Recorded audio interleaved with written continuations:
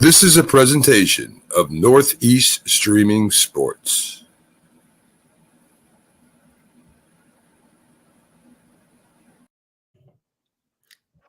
Good morning, everyone, and welcome to the Mac Jack Jim Big Football Show. I'm your host, Mac, with your co-host, our football guru for Sunday, Jack Hirsch, and, of course, the legend, two-time Super Bowl champion, Jim Jeffco. Good morning, guys. How are we doing?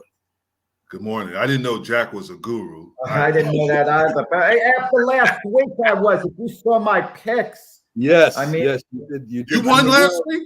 Yeah, yes. Oh yeah. I mean, you're right there, Jim. You're right there. The table last week. You're right there. Yeah, we gotta have the producer Linda McGrath let us know who's winning. 13-3. That would get me a buy from picking. She hears you. She's already on it, Jim. She hears you. She's already on it. Look at her. Jesus. Wow. So, I mean, who's running the show, me or Jim? That's all I want to know. Hold on.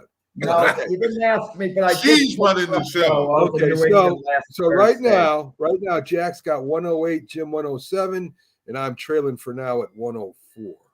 Wait. If I went 13-3 and I was ahead of Jim, how's Jim just one spot ahead of me? Because I was ahead of you last week. Everybody was at 94. Yeah, week 11, we were all even. Right.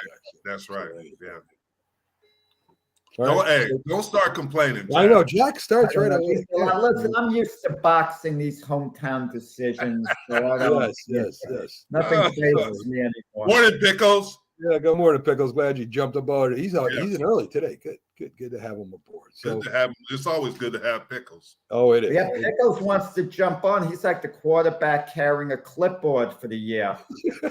Well, one day I might bring him on one day just to meet him. We need to. Yeah, we need to. And maybe see what's going on. Keith Engle already backstage, ready to rock. Shoot, everybody's fired up today. Morning, Keith. Well, listen, I was on the other tab. I heard the guru comment. I had to jump in here early. Nothing against Linda. Put Keith in the starting lineup if he's going to come in 2 plays into the game. Just one guy. Clemson did it.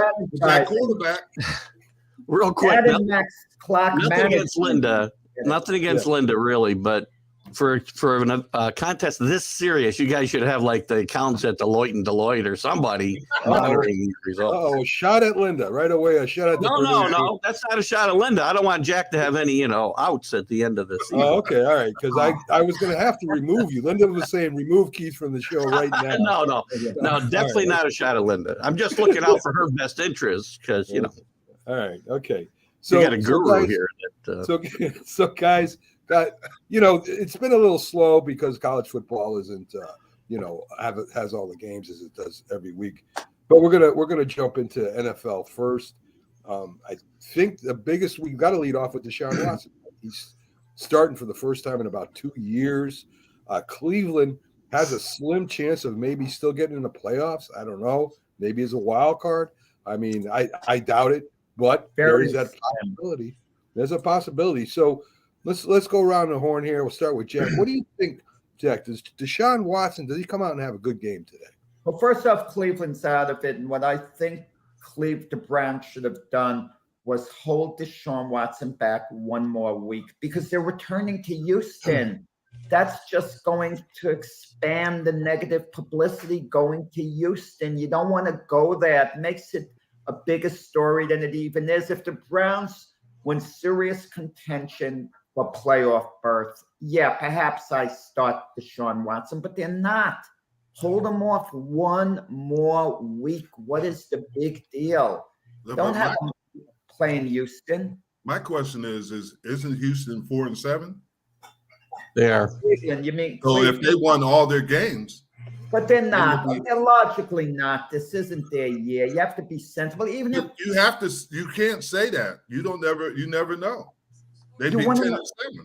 And let me throw this to you for 1 week only. For this week, don't you think they might be a little better off with Jacoby Brissett who knows the system, who's been playing all along, who's sharper than Deshaun Watson for this week. Deshaun Watson obviously better than Jacoby Brissett and is going to get better as you go along. But for one extra week, what is the big deal? I know you're a guru, but I'm going to ask Keith this question. Don't you think, if you remember at Houston, they thought Deshaun Watson was a generational talent, correct? Exactly. And I know this is, if I'm going to get into a game, I'm going to get it against Houston because I got an opportunity to win this game. Don't you agree? I would agree. They have some winnable games on their schedule. I mean, they got a couple tough ones, but they got some winnable games. They could get themselves in. I don't think they will. No. You know, to be honest with you, I hate the fact that I even got to have this conversation because I don't think Deshaun Watson should even be in the league. But you know, that's for other people to debate. Something to Jim that he especially should know about, because he's been on, you know, even though he was on a couple of Super Bowl winners, he's been on some bad teams, especially early on with the Dallas Cowboys. And a lot of times, you know, game after game is the same thing. But you give a team like Houston, a losing team who's like those losing Cowboy teams you were on, motivation. This is their Super Bowl today now because Deshaun Watson is playing. If Jacoby Brissett was playing, they wouldn't be any more motivated. But now they're motivated, Houston, only by virtue of it being a big game, because the whole country is looking at this Houston Texan game. So they're going to take it up a notch. You're making them a better team. I don't think the players care. Yeah, I don't think they care. But if you remember, Jack, it was like in the middle of my career that we had difficulties. But when you lose, you got to learn to win. And that's what I've always told you about Detroit. You got to learn how to win. Right. And what happens is when you're in close games, you panic because you always, in your back of your mind, you think something's going to happen to help you lose instead of help you win. You got to build that confidence. And Houston right now doesn't have any confidence. It doesn't matter if Brissett or Deshaun Watson was playing. Good morning to Rick. How we doing, Rick? And good morning to Rick. Good morning, Rick. What does he mean by "let's go dogs"? Is he talking about? He's a Georgia fan. Okay, all right. And So, Pickle says best money NIL can buy. I got to comment on this one though. I mean, Pickles told me the other day on my show he was 102, which I don't believe. But God, ratings bonanza. Nobody's going to be watching this game except in Cleveland and Texas. Unless you're me and you got Sunday ticket, you got it on PIP. Well, I mean, there is excitement around this, right? Deshaun Watson's coming back, playing his old team. I mean, am I the guy who doesn't care that Deshaun Watson's even playing in this game? I agree with you. I just the only ones who care is all those ladies that got all that money from the lawsuit. No, you know what it is? I don't see the end game with the protests against Deshaun Watson. I don't either. He's missed a good part of this year, missed last year. What is the end game? I want to know what the protesters want. Do they want him to never play football again? And okay, let's say he can't play football again. He applies for a job at a tire company. They're going to boycott the tire company. They're going to boycott Home Depot. If he gets a job at Burger King, are they going to, protest outside of Burger King? What do they want him to do? Become, to start starving and be unemployed? But Jack, we're in the cancel culture. They cancel everybody. I mean, that's just the way it is. We're in a cancel culture. And speaking of that, Mac, I don't know what we're going to touch upon this, because Jim, especially being a Cowboy player, knowing Jerry Jones very well, the photo of a 14-year-old Jerry Jones. I don't know where you're going to get to that later, but, he was 14 years old. I mean, what are we supposed to make out of things like that? We're supposed to tell Jerry he's now got to sell the Cowboys? No, Jerry Jones was a 14-year-old kid, and Deshaun Watson was a grown-ass man. Yeah. That's not even a comparison in that. Yeah. Oh, no, I'm not making that comparison. No, but people are. But the problem you run into, Keith, is Emmett Till was 14 years old. Yeah. He was murdered. And that's the problem that you run into. I'm not saying, regardless, Jerry was wrong. Definitely. He admitted he was wrong. He should have never been there. But also, in sense of him, we do things at 14 years old that we wouldn't have done later in life. And we're like, why did we do that? And that happened. Yeah. But all like of I it. said, there's no excuse for it. Yeah. So, guys, Matt Stafford is out for the rest of the season on IR. I mean, the Rams weren't going anywhere anyway, so it really doesn't matter. But what do you think? What do you think about that signing now? I mean, he signed for all that money. They did go to the Super Bowl. I know Jack likes to say, "Well, you won a Super Bowl, so you're good for a few years." But yet, I mean, they spent a lot of money on Stafford. Detroit's getting a lot of picks. So, what do you think, Jack? Was that trade worth it, or not? Absolutely. You just said it, Mac. You said it for all of us. I think they won the Super Bowl. You win a Super Bowl, it's automatically successful. Matt Stafford was one of the better NFL quarterbacks, in my opinion, when he was with the Lions. He was with a very bad team for the most part, and he went to the Rams. He proved himself a difference maker. The Rams don't win the Super Bowl with Jared Goff as their quarterback. They won it with Matthew Stafford as their quarterback. That's all you need to know. Let me ask you this question. Do you think Matthew Stafford is a Hall of Famer? Yes. Why? He put up excellent numbers with on a bad team. On a bad team, but nevertheless, I mean, he's done enough to get there. Are you sure? He's on the brink. He's on the line, you could say. But is he as much a Hall of Famer as Russell Wilson or Eli Manning? That's what you got to ask yourself. He's in that. Eli Manning's won 2 Super Bowls. Yep. And that's the question I asked you. Is that Stafford, yes, he put up stats, but did he help his team get to the ultimate game? The Rams, but they had a hell of a defense, you got to remember. And they had some really tremendous players. I don't think he's a Hall of Famer. He brought him back on that drive to win the game. Keep that in mind at the end. Not the way Eli Manning did. Donald won that game on that last play.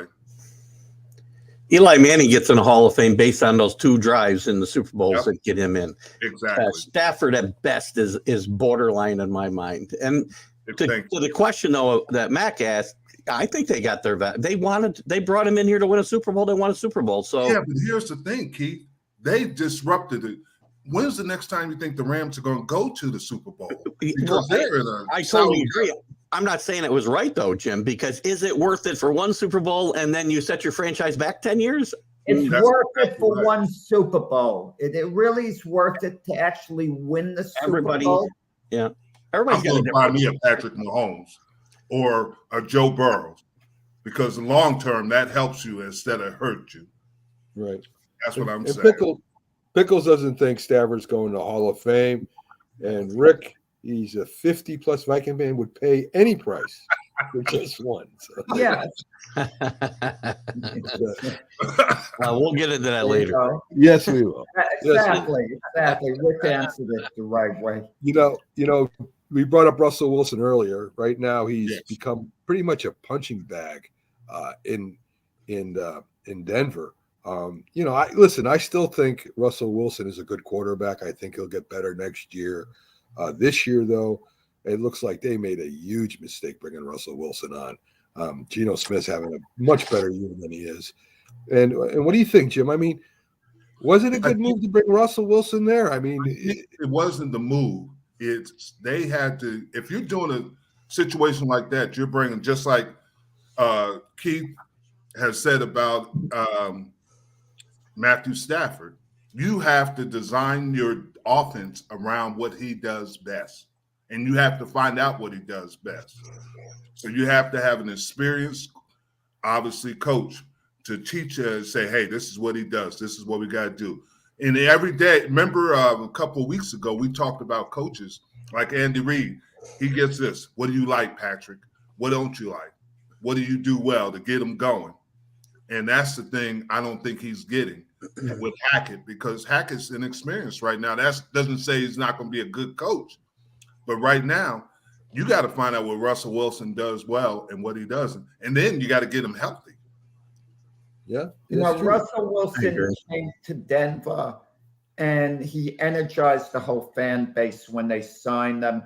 And I'm sure the perception was when he first entered the locker room with the players, there's our leader. He's obviously lost that leadership, perception from the other players' point of view, from everything we see. Can he get it back? Can they ever look at Russell Wilson as being their ultimate leader again? I think they can. I think Russell Wilson's taking too much of the brunt here. This is not a good football team. I mean, when he came in here, I thought everybody was talking about the weapons around him. I thought the weapons in Seattle were better than, and obviously it's coming true. We're better than what Denver got or Denver has. I agree with you 100%. And I also thought from the beginning he was kind of a consolation prize because they hired, in my mind, and in many other people's minds, I think they hired Nathaniel Hackett to get Aaron Rodgers to Denver and maybe Adams with him. And it didn't happen. And this felt like a consolation prize all along to me. I agree you with want you. to know something, guys? I think it's the collateral you build up. Aaron Rodgers isn't having a good year at all for Green Bay, but because he's such a Packer legend, he could get away with it. If Russell Wilson had a long career at Denver instead of Seattle and just performed this way this year for Denver with all those good years behind him as a Denver Bronco, he'd be able to get away with it because he's new coming to the Broncos. And he was supposed to be the savior. That's why he's come under such fierce criticism. But I heard he had a birthday party and most of the guys didn't show up. And that's a little alarming because if you like the guy and you invited. That's not a big deal, Jack. That's really not a big deal. I mean, everybody's not going to be lovey-dovey. We won Super Bowls and not everybody was lovey. We played together and we played as a team. But everybody has different interests. So that's not the big deal. Yeah, but you showed up for Troy Aikman's parties and you were busy for Jason Garrett's. That's what I heard. But no, everybody has, they make a big deal out of that. But you have different personalities and people are in different seasons in their lives. You got young players, you got old players, and they're in different seasons in their lives. And not everybody's going to be lovey-dovey. Teams don't work that way. You just got to get them on Sundays and during the week to play together and respect each other. Well, we definitely know that Russell Wilson is better than Geno Smith, right? I mean, we know that. Well, career-wise, but not this year. Well, this year, he's, as you said though, Keith, he's playing. He's on a better team, right?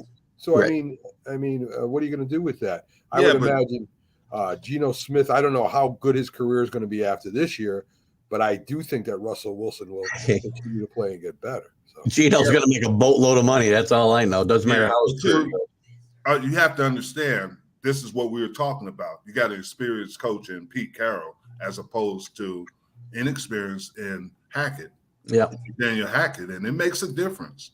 It makes a difference. But it's just how it's organized because you look at Miami, the success they're having. Minnesota, they have young coaches, but they're doing a great job because they build the offense around those quarterbacks. Yeah. Well, Keith, you mentioned Geno Smith making a boatload of money. No, he's not. He's going to get a long-term contract from somebody. Don't be so sure. The only team he's going to have big value to is Seattle because the other teams are aware of what he's done over his career. They're not going to invest in him like a franchise quarterback. Maybe because Pete Carroll likes him a great deal, the Seattle organization gives him a nice contract, but he's not going to get paid like an elite quarterback. Well, let me ask you this. I did not say elite quarterback. He's going to make a nice payday, better than Geno Smith before this year would have ever made in the NFL. Oh, of course. If you look at it that way. Not elite. You're in the NFC South and you're New Orleans or what are you going to do? Listen, I went through the standings the other day, and I quickly counted 14 teams that could probably use a quarterback. Yep. 14 teams. He'll get paid somewhere. Mm-hmm. Well, New Orleans, I'm disappointed in the Jameis Winston situation. I've always liked him a great deal. His one Achilles heel was, throwing interceptions, just making one bad decision sometimes after the other. But if you could stop him from doing that, he's immensely talented. And he played behind Drew Brees. He paid his dues. And then he gets this opportunity. He gets hurt, and then he's ready to sit behind Andy Dalton. Yeah. But And I think Mac mentioned this before. You only have a certain window where you can have success in the NFL, and their window is closing. The same with Tampa. If you notice, now the injuries are showing up. Now players are not performing at that level. And Tom Brady is going to be 46 next year. He probably is going to be on Amazon Prime or something. But he got a contract with Fox. Your window is only so much, especially in this day and time. So, guys, what do they do with Andy Dalton? I mean, Andy Dalton's played pretty good for him this year. He's kept them in games. They're around 500. I don't know if they're 500 or not, but they're pretty close. And he's done really good for him. So, do you keep him for another year, or do you trade him? You got to get better because he's not going to win for you, even in that. And that's probably one of the most difficult, easiest divisions right now. Atlanta or Tampa can win it, and there's nobody with a winning record, right? 5-6, yeah, Tampa 5-6. So I think you have to get better if you want to compete. But you're going to have to start thinking about it, be honest with yourself, and take a reality check and say, hey, we got to start building this team back up. And that's really sad because Dennis Allen is not a bad coach. They're 4-8, but like Keith is talking about all the teams that need a quarterback, but where are they going to get one from? They might not get a chance to pick Bryce Young or Stroud in the draft, New Orleans. Jimmy G. That's why I said Gino will be in greater demand than you think. Yeah, and Jimmy G. Not long term. That would be a big mistake. That would be getting someone the caliber Dalton or Winston again. I'm not disagreeing at all. Is it possible Lamar Jackson is going to get so fed up with the Ravens that he's going to want to leave, and he's an unrestricted free agent? I could see the Saints making. First of all, they're not going to let him leave. They're going to franchise. Yeah, but then the next thing is what scares me about Lamar Jackson. If you notice now, he's been on the injury report every week. So you got to wonder if his health is starting to deteriorate. It happened to RG3. It happens to even Michael Vick in his greatness. RG3 was criminal what happened to him, the way they allowed him to get beat up, That's what's happening to Lamar Jackson. No, Lamar Jackson voluntarily takes off, and I think it's less. So did Robert Griffin, though. Robert Griffin wasn't begging to come out of that game. That's right. That's right. I don't disagree with what happened to him, Jack, but he wasn't there saying, please get me out of here, and they forced him back in the game, Same thing with Cam Newton. He constantly was allowed to take beatings, and I didn't like the way the Panthers handled the situation. That's the type of quarterbacks they are, Jack. Yeah. I mean, the only one I've ever seen that protect the guys now. They didn't protect Newton or RG3 the same way it does now. I think quarterbacks tend to take off. They're running all out. And when you're doing anything 100%, you're inviting, injuries more so than if you ease up a little bit. For sure. You got to look at it, RG3. But look back, Randall Cunningham, Fran Tarkin, and those guys were different. They ran the ball. They could do those things. But they also could throw. They had great – and let's be honest, those quarterbacks today are more runners than passers. I mean – Lamar Jackson, with his greatness, everybody's fearing him running the ball more than throwing the ball. I mean, you would have to put Josh Allen in there too, right? I mean, the man runs with the ball. They call running plays for him. Yeah. I mean, how long before this guy gets hurt? That's true. But Josh Allen is bigger than most of those guys. He's like a linebacker. Yeah. Yeah. But you're right. He's going to take it. Yeah. Yeah. The best running quarterback. He probably invites injury more than the other guys because he takes on linebackers and he doesn't slide more often than that. Yeah, he will duck his head. Yeah, but you're right. Yeah, he says that's what I am. I'm a football player first. So right. I don't know. Pickles has Pete Carroll for Coach of the Year. That is one of the coaches that I think would be in the running anyway. So I love Pete Carroll, but we don't know that this team won't implode yet. They're only 6-5 now. Let's hold off on Pete Carroll. They play the Rams today, so they should win. They should win today. Yes. So they had a great draft in Seattle, but let's hold off. All right, we'll hold off. I like the ball. He's done a nice job. If he wins today, I mean, over Washington, you got to start thinking, hey, they got a Yeah. chance to be in the playoffs. Yeah, I think there's a few. I think the Eagles head coach has got to be considered. Oh, yeah. And there's a few other ones. Yeah. So we got Jack's quarterback, new quarterback, his favorite quarterback, Mr. White. I think he was AFC Player of the Week this week. So threw for over 300 yards. Zach Wilson looks like he might be done for the year. So Jack, let's go to you. What do you think? What do you think about the Jets and White? Are they going to make the playoffs? I think there's a good chance. Today is pivotal because if they lose to the Vikings, it's still only one game ahead of New England, and New England has the tiebreaker because they beat the Jets twice head-to-head. But if the Jets should go up 2 games on New England, they've got actually have a cushion there. New England hasn't basically come close to running the table. At most, New England could afford to lose maybe one more game the rest of the year to catch the Jets. So today's game's really pivotal.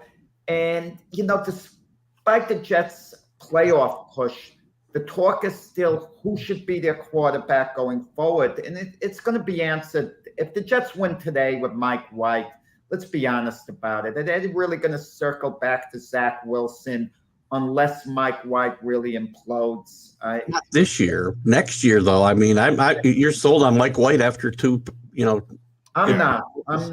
I mean, you have the same talk at Dallas with Cooper Rush. But the difference is Dak Prescott was a top-notch established quarterback, and Zach Wilson's not. No, I agree. I don't think there's any way they can put Zach Wilson back in this year. I don't think they can. There's something You hear that whenever a backup does well, like Zappy, they come out in masses and they want to do away with the starting quarterback. Matt did the same thing with Jalen Hurts. The team wants Mac White playing quarterback. That's a big difference. So yeah, that is. And it's funny how dynamics in locker rooms work, and especially with quarterbacks. There's some guys and it happened in Dallas with Danny White and Roger Staubach. Yeah.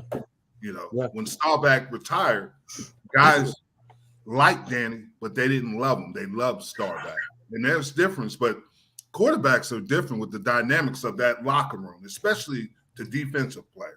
I know who the defense wants playing on the Jets because you threw those guys under the bus. How are you ever going to get their respect back? Ever. Exactly. You didn't throw them under the bus, but you didn't throw yourself under the bus. And that's what he did, too. Jim, in practice, is there such a thing as ever tanking it? Let me give you an example. Let's say the players on the Jets, the defensive unit, they want to see Mike White play a lot more than Zach Wilson. So now Zach Wilson's in practice, and let's say they don't like him. They go extra hard to make him look back. But with Mike White, maybe you ease up just a little bit, not to make him look as bad. No, because you still have a job to do. Yeah. So I don't think that would happen. But they look and see. And just like Keith said, Zach Wilson threw him under the bus. He's throw for 77 yards, Keith, against the Patriots, and he blamed it on the defense. Well, he didn't necessarily blame the defense. He said he didn't let the defense down. And that was his comment, which is to me just as bad. Yeah. So believe it or not, Jim, I got Keith to admit that he would put Zappy in there to jumpstart the Patriots. I might. I would consider. Hey, it worked for Clemson. It worked for Clemson, right? So and that doesn't mean. Remember, though, that doesn't mean I'm washing my hands of Mac Jones. I'm saying the team needs to start right now. So Zappy comes in. Yeah, he plays really well. New England goes to the playoffs. Do you let Zappy continue? I have a quarterback competition in the spring. It's pretty simple to me. It's morning, guys. Morning, Robert. Hey, Robert. Yeah. So Robert.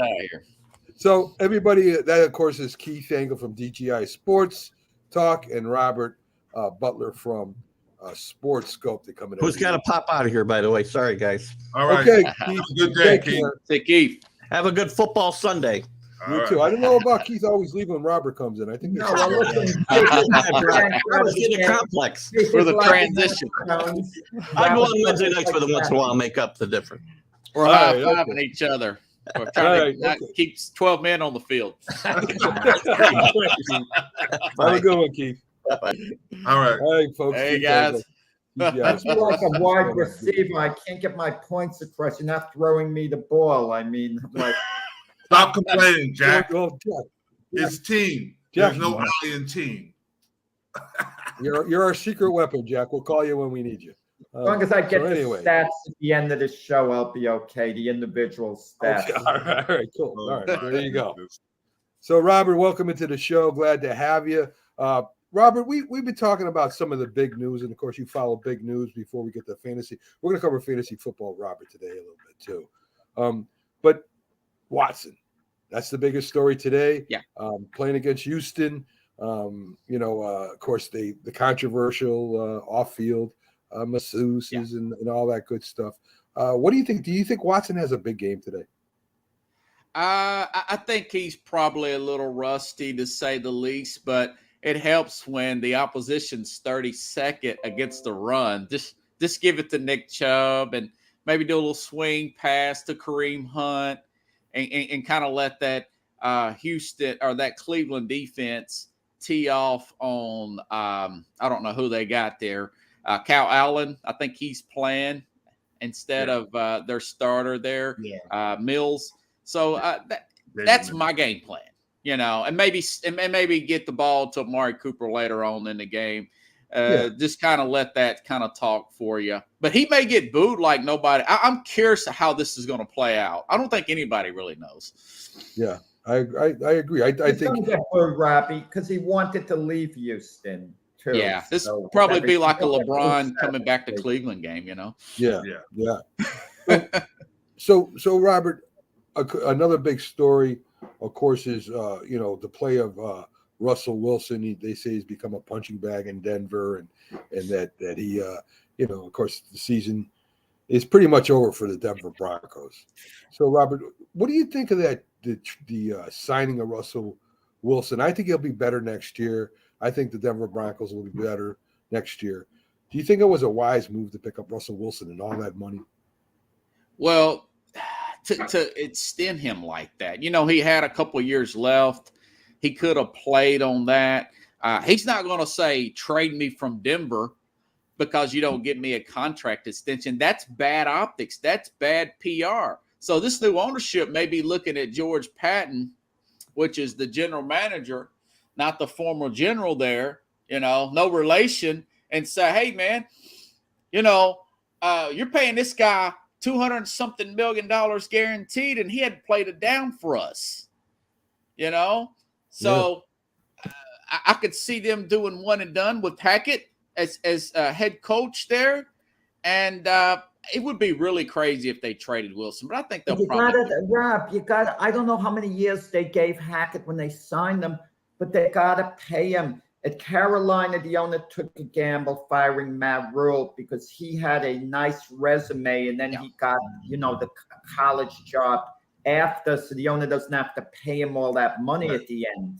Jack, But I don't think you want to pay these guys. It's like a 5-year deal and then pay him for 4 years for not working.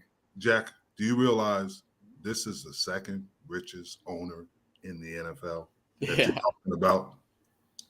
Like Max says, they become rich because they don't throw their money away.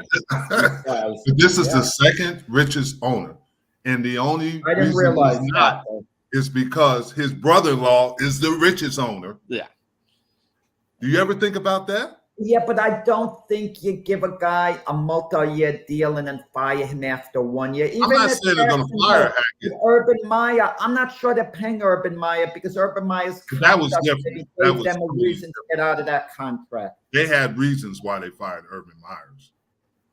Well, I have to agree with with Jack. I don't think that's a wise business move. It's a business. It's not just a sport. And I agree with that. But if you're gonna get rid, how much money you owe this guy? How many free agents could you have signed? How many coaches could you have signed? I mean, that was just bad business, Jim. Yeah, but here's the problem, Mac, is that they didn't hire Hackett, this new ownership. If you remember, this was after him, and they didn't bring in Patton either. Yeah. So they might clean house and bring their own people in. He might be talking to his brother-in-law and saying, hey, what should we do on this? And they Guys, might Arizona fired. They fired their coach after 1 year.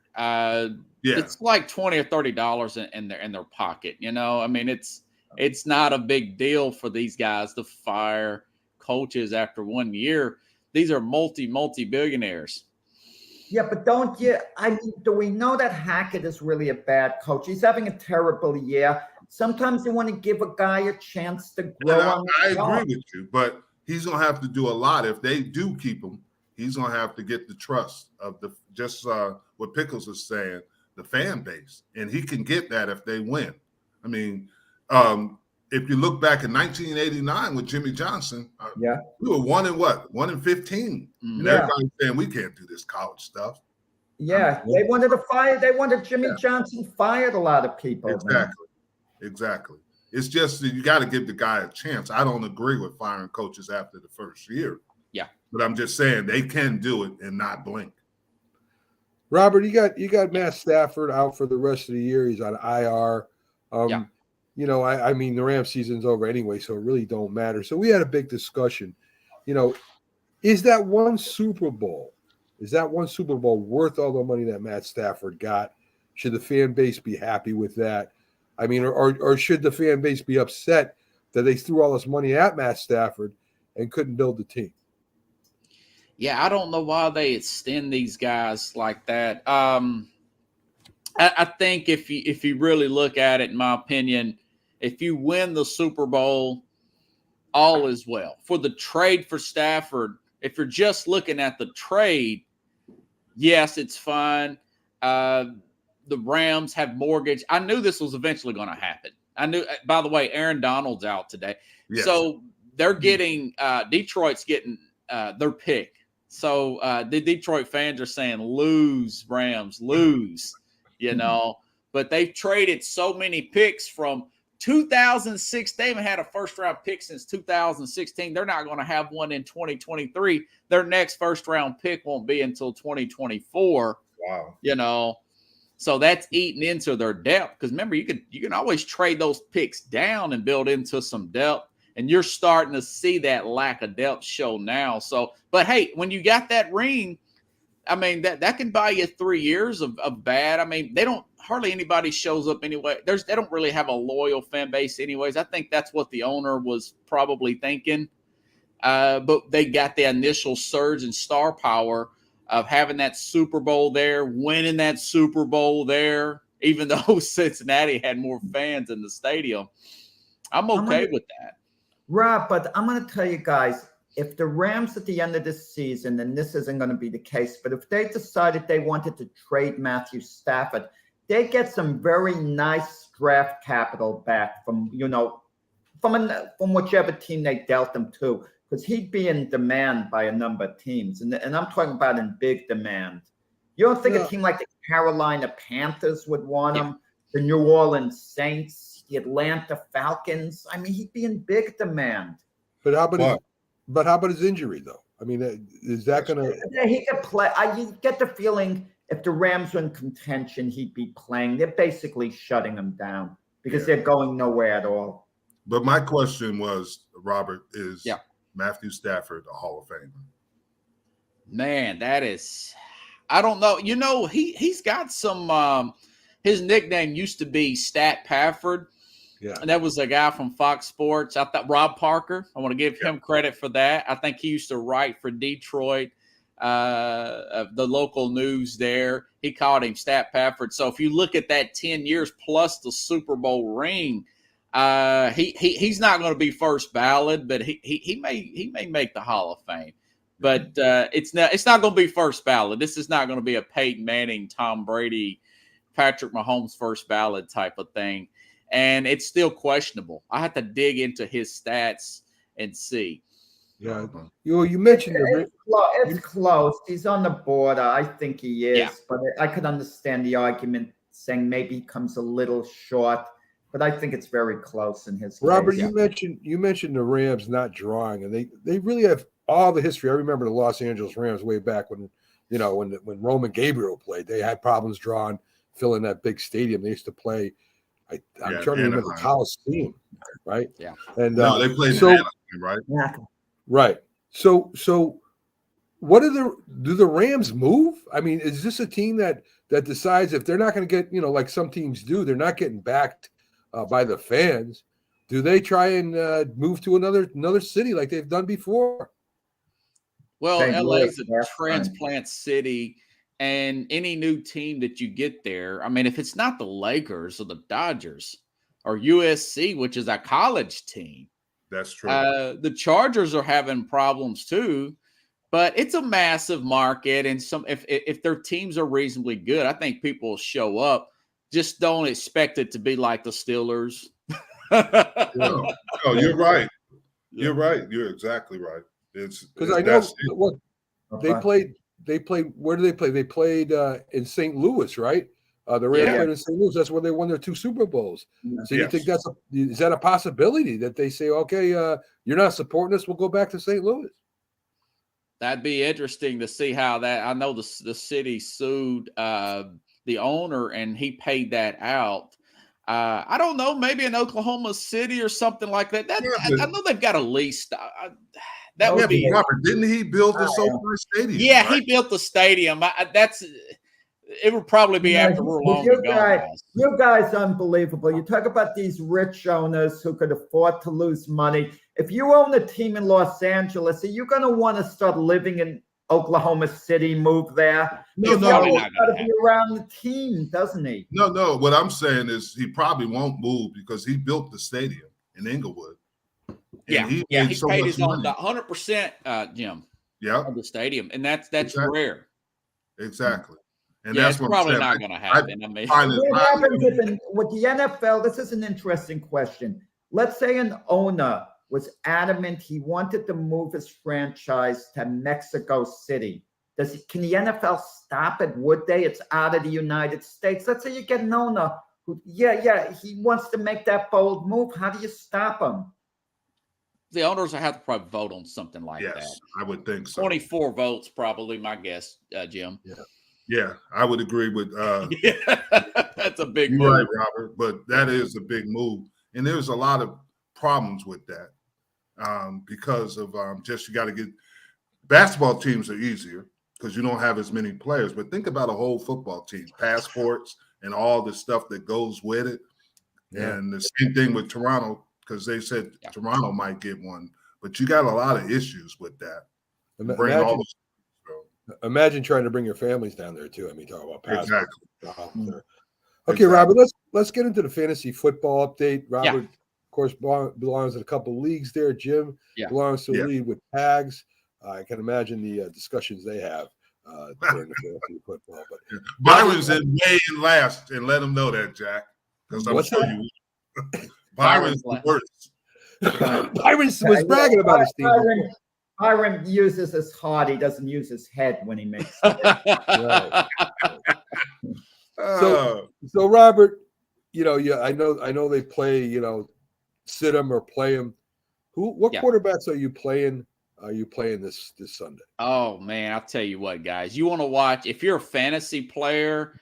You are looking at Detroit, Jacksonville like it's a playoff game because both secondaries are bad and both offenses are playing pretty well. That'll probably go over the 51. Trevor Lawrence, Christian Kirk, Amon St. Brown on the other side, Jared Goff, like both of those guys, like the running backs there, Williams, Jamal Williams, and of course Travis Etienne's a little banged up, but I think he's going to play there for the Jacksonville Jaguars. So AJ Brown, that's a big one. He's playing his old team, but Tennessee's 31st against the pass. He is ragging. He's ragging Jalen Hurts every day and reminding Jalen Hurts every day leading up to this game. This is a revenge game. AJ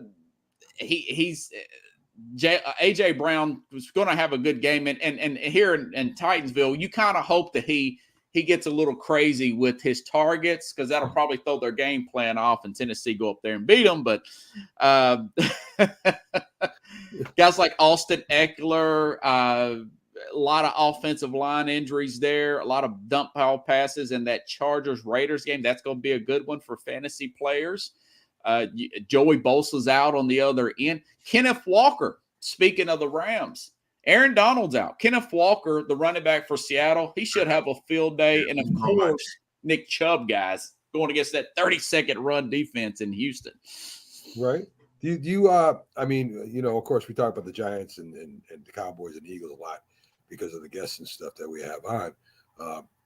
Does Saquon Barkley, do you start him against Washington with that pretty good defense they got? He'll get the ball on the flat. He probably won't get a lot of actual carries per se, but I do like the way that he's going to be a big part of the offense. And quite frankly, he wasn't that good against Dallas, so I'm pretty sure they're going to put emphasis. Yeah, but let me ask you this about him, Keith, is that the beginning of the year they were using him in creative situations, moving him around and everything. But it seems like the last couple of games, they just use him more or less like a running back instead of out for a receiver or in various places. Because he's really deteriorated the last couple of weeks. Well, their offensive line, Jim, they had 4 offensive linemen out in that Thanksgiving game. And they were up at halftime. That was a huge indictment on the Dallas Cowboy coaching. Of course, Dallas came back, you know. Yeah. They were just waiting because, you know, they ate Thanksgiving dinner early. Yeah, here comes Jim. Well, they had to burn that off. Guys, 42 million people saw that game. Yeah, I know. There's so many different plays with a certain play. The defenses catch on late in the year. They know to like to look for things, I think, a little more. Yeah. They don't really have a lot more. And we always talk about they don't have a lot more to show. And he doesn't have a lot of receivers to throw to, and his best receiver, the rookie, got hurt. Yeah. Yes. I'm saying Galladay might not play today. Well, I hope not, because he's a waste of that was a waste. Yeah, sometimes I can't understand it. The Giants get rid of a Kadarius Toney, but Andy Reid picks him up for the Chiefs, and he might become a big part of the Chief offense. I don't get the logic. Not good enough for the Giants, but good enough for the Chiefs. Well, he's hurt. Yeah, he was hurt, and he's got problems on the field. I don't know. I don't think that was a bad move to get rid of him. No, I don't either, because he was a bad fit. Yeah, he didn't buy it. Right. Robert Washington. Who you play is? Do you like their quarterback today, or their wide receiver? Heineke. I do like what is his name? Robertson. Gibson's hurt for Washington. Robertson, man, this guy's really strong, man. He's good between the tackles. He's good in the flat as well. Not as good as Antonio Gibson, but Logan Thomas has got a good matchup there. That's only a 1-point spread there either way. Yeah. So the odds makers don't know what's going to happen in that game. Well, here's my opinion on that is that, first of all, we know what Martindale is going to do. He's going to play man, and he's going to go after him. Heineke has not felt pressure like this all year. They're going to go after him. And I think he's going to have to make quick decisions, and we're going to find his problems that he has. I would give the Giants the advantage because that's what he does. And it got the Cowboys the first half. Martindale is not going to sway away from what he does. Yeah.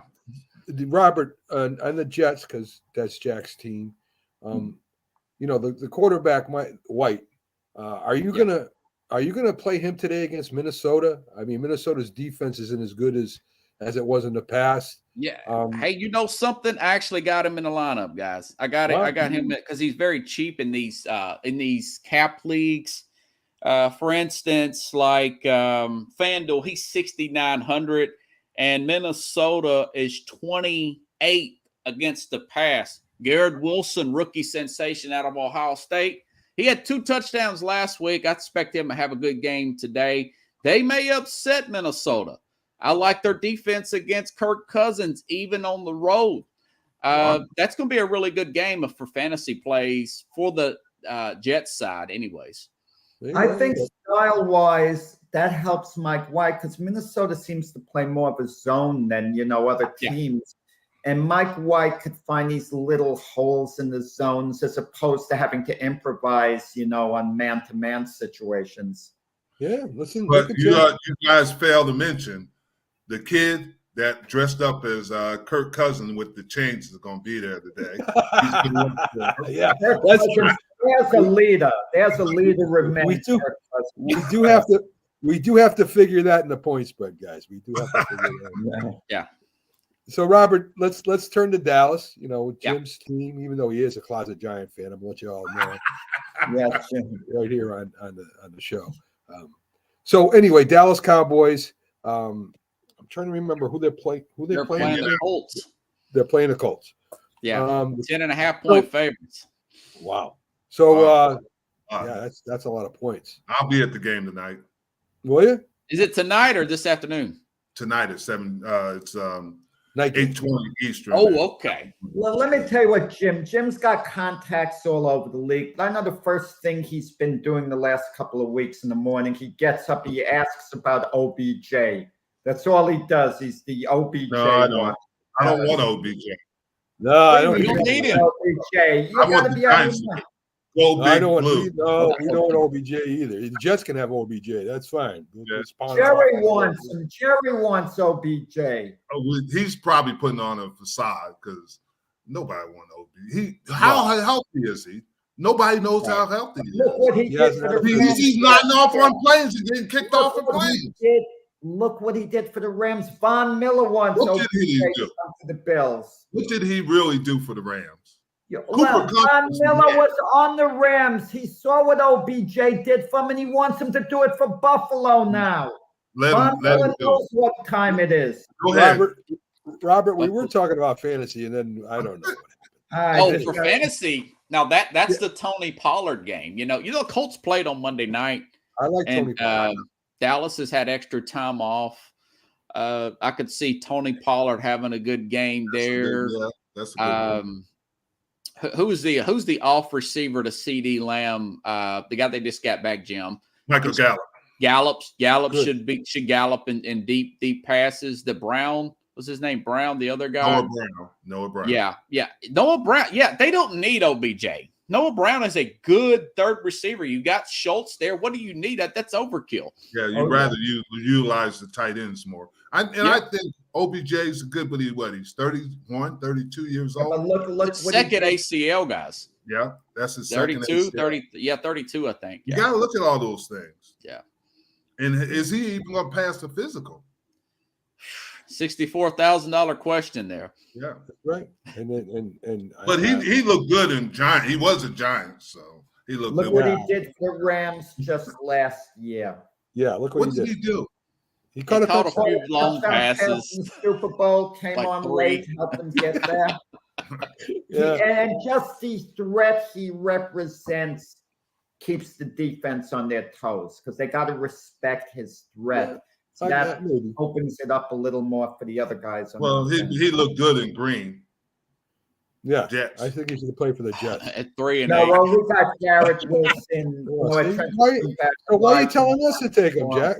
Why are you having us take him when you don't want him? Is he? That's just right. No, we would take him. Don't misunderstand me, but he doesn't want. If he's coming to New York, it's going to be to the Giants. You know, Robert, the Colts. Who's your play with the Colts today? I mean,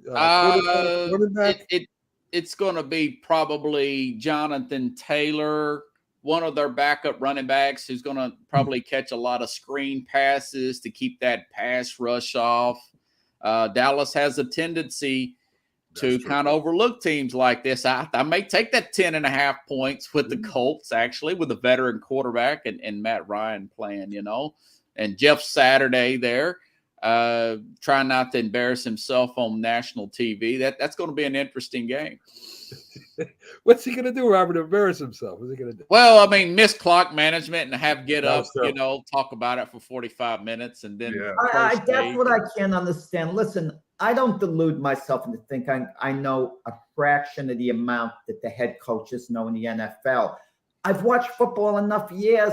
I know clock management. Yeah. I know it. How can Jeff Saturday be so inept with clock management? It makes no sense at all. I mean, even if you put me on the sideline, my clock management would be okay. How say can that. Head coach mess up clock management? You say that, but it's more difficult than you think. Can you imagine Jack on the What's so sideline? difficult? You have to know when you're going to use a timeout. You anticipate. You anticipate beforehand. A lot of times they have somebody up, and this is true, Jack. They have them up in the coach's box telling Let them him know. situation. Yeah. And he obviously he didn't have that, but that's why they do You that. don't need There's a that. lot of things. You go on offense, defense, Yeah. special teams. Come on, Jack, make a decision Yeah. right now. You know Jack- beforehand when Jack, you're it's too late. You messed up the clock.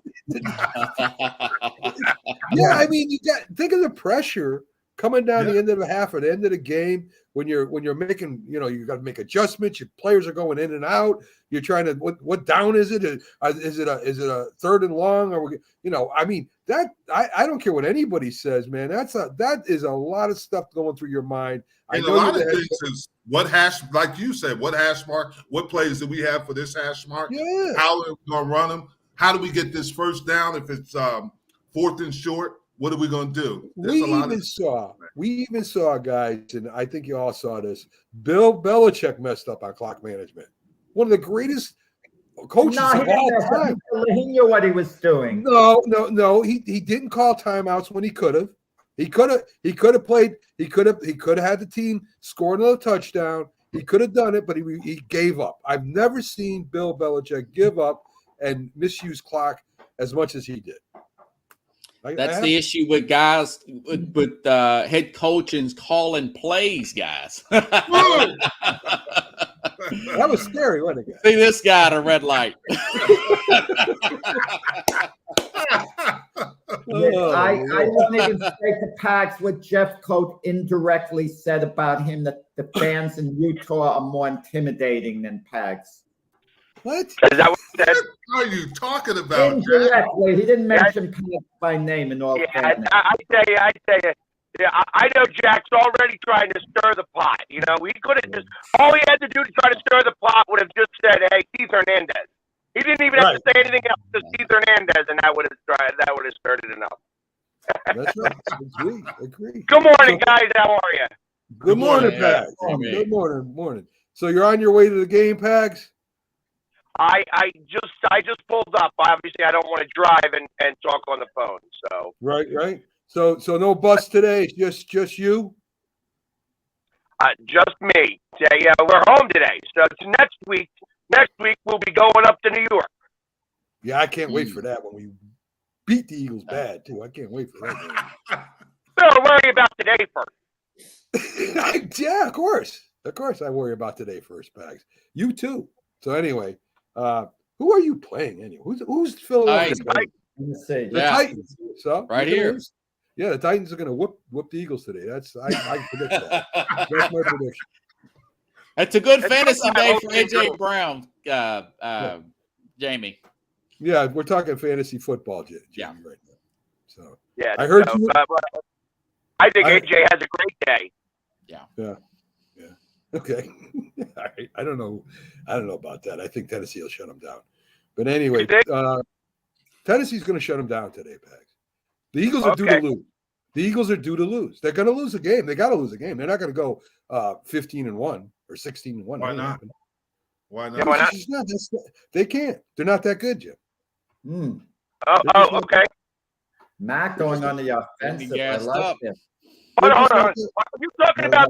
So you're talking about the Giants beating the Eagles, the ones that lost to Detroit and got spanked by Detroit Lions, right? That's the same Right. team, right? Well, Okay, just making it's different. Just making sure we're talking about the same team. It's not the same time in the season, Pags. You know that now is now. Mac would like to Mac forget is that. saying, what Mac is trying to say to you, it's the time of the year. This separates the men from the boys. And he's Right. more or less saying the Eagles were playing with the boys, not the Cowboys. The boys early in the year. Now the men take over at this time Right, of the the year. Giants. Right, the Giants. This separates the Giants from the Birds, and of course, we know what's going to happen. Yeah, Yeah. because they could lose the games and are going to have to fight their way into the playoffs. Right. Hey, listen, here it is. I was giving you guys credit saying that I think that all four teams from the NFC East is going to make it. But if there was going to be a team that didn't make it, it would be the Giants. Got him wound up. Got him wound up. You got him going. Bags, I have to get you fired up for the game. You know I'm only teasing you. Listen, I get it. Thank God I got my thick skin on. Right, exactly.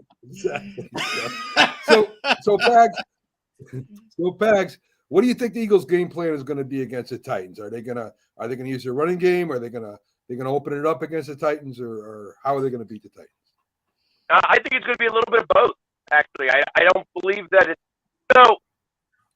With the 100 yards today, Sanders becomes the first running back for the Eagles to get over 1,000 yards since Shady McCoy. And I think that they're going to try to push that a little bit. That all being said, obviously this is A.J. Brown's day. He wants to be able to kind of show off everything that he's worth and say, hey, you should have kept me. So I kind of believe that it's going to be the A.J. and Sanders show. Yeah. Okay. And Robert, you're of course you're a Titans fan. Yeah. You live in the Tennessee area there. What are the Titans going to do to counter that? How are they going to beat the Eagles? Well, you just wonder if AJ doesn't put too much pressure on Jalen Hurts does he put too much pressure on Jalen Hurts to get him the ball when it's not the best air quote play that the defense is giving the Eagles, and he's forcing the ball into double coverage, and you got a 3 and out when you probably shouldn't have a 3 and out, something of that nature. You hope he doesn't go all TO. If you're an Eagles person, if you're a Titans person, you kind of hope that does happen, that he puts too much into this game, because he's been talking all summer about this. He's been tweeting on Twitter, chirping on there all week. So, but the Titans, they got a good power running game. They're pretty healthy offensive line. Jeffrey Simmons, he's going to play, but how many snaps? Dino Autry's out. I think the Titans keep it close. The Eagles will probably win this game. But the Titans' backup quarterback is totally slipping my mind, guys. But Wilson? What's his name? No, the quarterback Malik guy. Willis? Let me Malik ask you. Willis or the Malik cornerback? Willis, he played Malik Jalen Willis. Hurts all week in practice as the Titans prepared for the game. That made me think about back when the Patriots were preparing for Peyton Manning. Matt Castle played Peyton Manning in practice.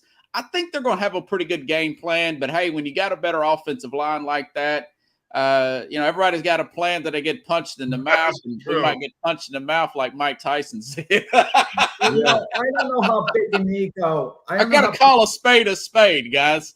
I don't know how big an ego Mike Vrabel has, but somehow I feel he doesn't want A.J. Brown to beat him.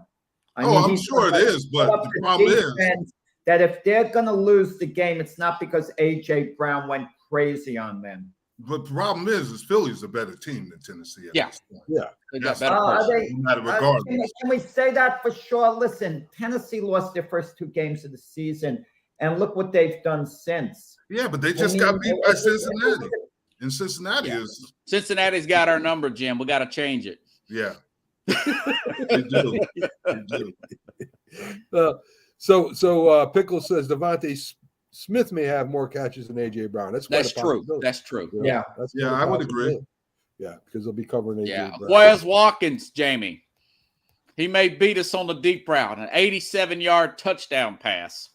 Yeah, that wouldn't surprise me as long as, again, if it's an 87-yard touchdown pass, he's got to be hit in stride about 30 yards down the field. Right, If he's right. already 40 or 50 yards down the field, that's where the rainbow comes in. And that's where you have a big problem with that.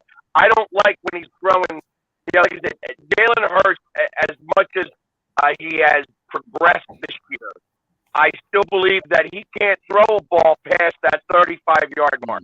Once you go longer than that, if he's going to throw a 40 or 50-yard pass, it becomes a rainbow. And I'm not a big fan of that because that defense is able to adjust. The one thing about safeties and cornerbacks is that they may not necessarily be able to play man-to-man as well as they can. but they are able to catch back up, and they are able to get, watch the ball and be able to, that closing speed to get back to the receiver again. That's the one thing that cornerbacks really, that's the difference between a quarterback and a wide receiver, that closing speed to catch back up. So that's why it's got to be in stride at 30 yards. Anything beyond that, it starts to get a little nervous. And like I said, it becomes a rainbow, and rainbows get intercepted. Robert, we're gonna take a quick promotion break, guys. Robert, you gonna stick with us or you gotta go? Now I gotta run, guys. I'm over. All right. All right. Hey, Take care. Have a good day. Have a good show. We will. right. Good luck today, Robert. Thanks, man. All right, buddy. Paz, can you stick with us through the break? I can stay for a few minutes, yeah. Okay, great. So we'll be right back after this promotional break, guys. He was a giant, and he was a cowboy. Now these two former rivals have joined forces to bring you the most insightful, perceptive, and controversial sports talk podcast in America. Former Dallas Cowboys defensive end Jim Jeffcoat locks horns with former New York Giants wide receiver Byron Williams. And now, here's Byron Williams and Jim Jeffcoat. If you like the sweet science, get ready to talk boxing on the Gloved Fist podcast with top boxing writers Frank. If you like the sweet science, get ready to talk boxing on the Gloved Fist podcast with top boxing writers Frank Latirzo and Jack Hirsch. Frank, a former amateur boxer out of Philadelphia, writes for NY Fights and can be seen on the Boxing Channel. Jack, an amateur boxer who competed in the New York Golden Gloves, was a 6-term president of the Boxing Writers Association. And now, here's Frank Latirzo and Jack Hirsch.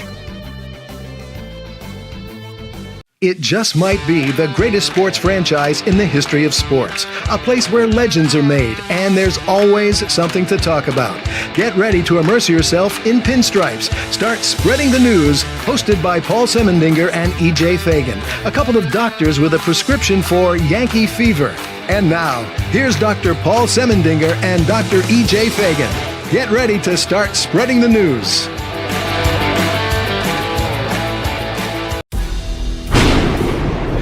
See right now, without LeBron, Lakers are struggling.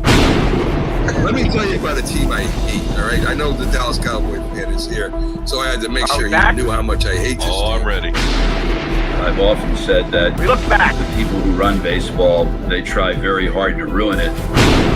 I'm from Brooklyn. I don't have a problem saying it to his face. All right. Brooklyn. Hey, guys, any? I think we're live, guys.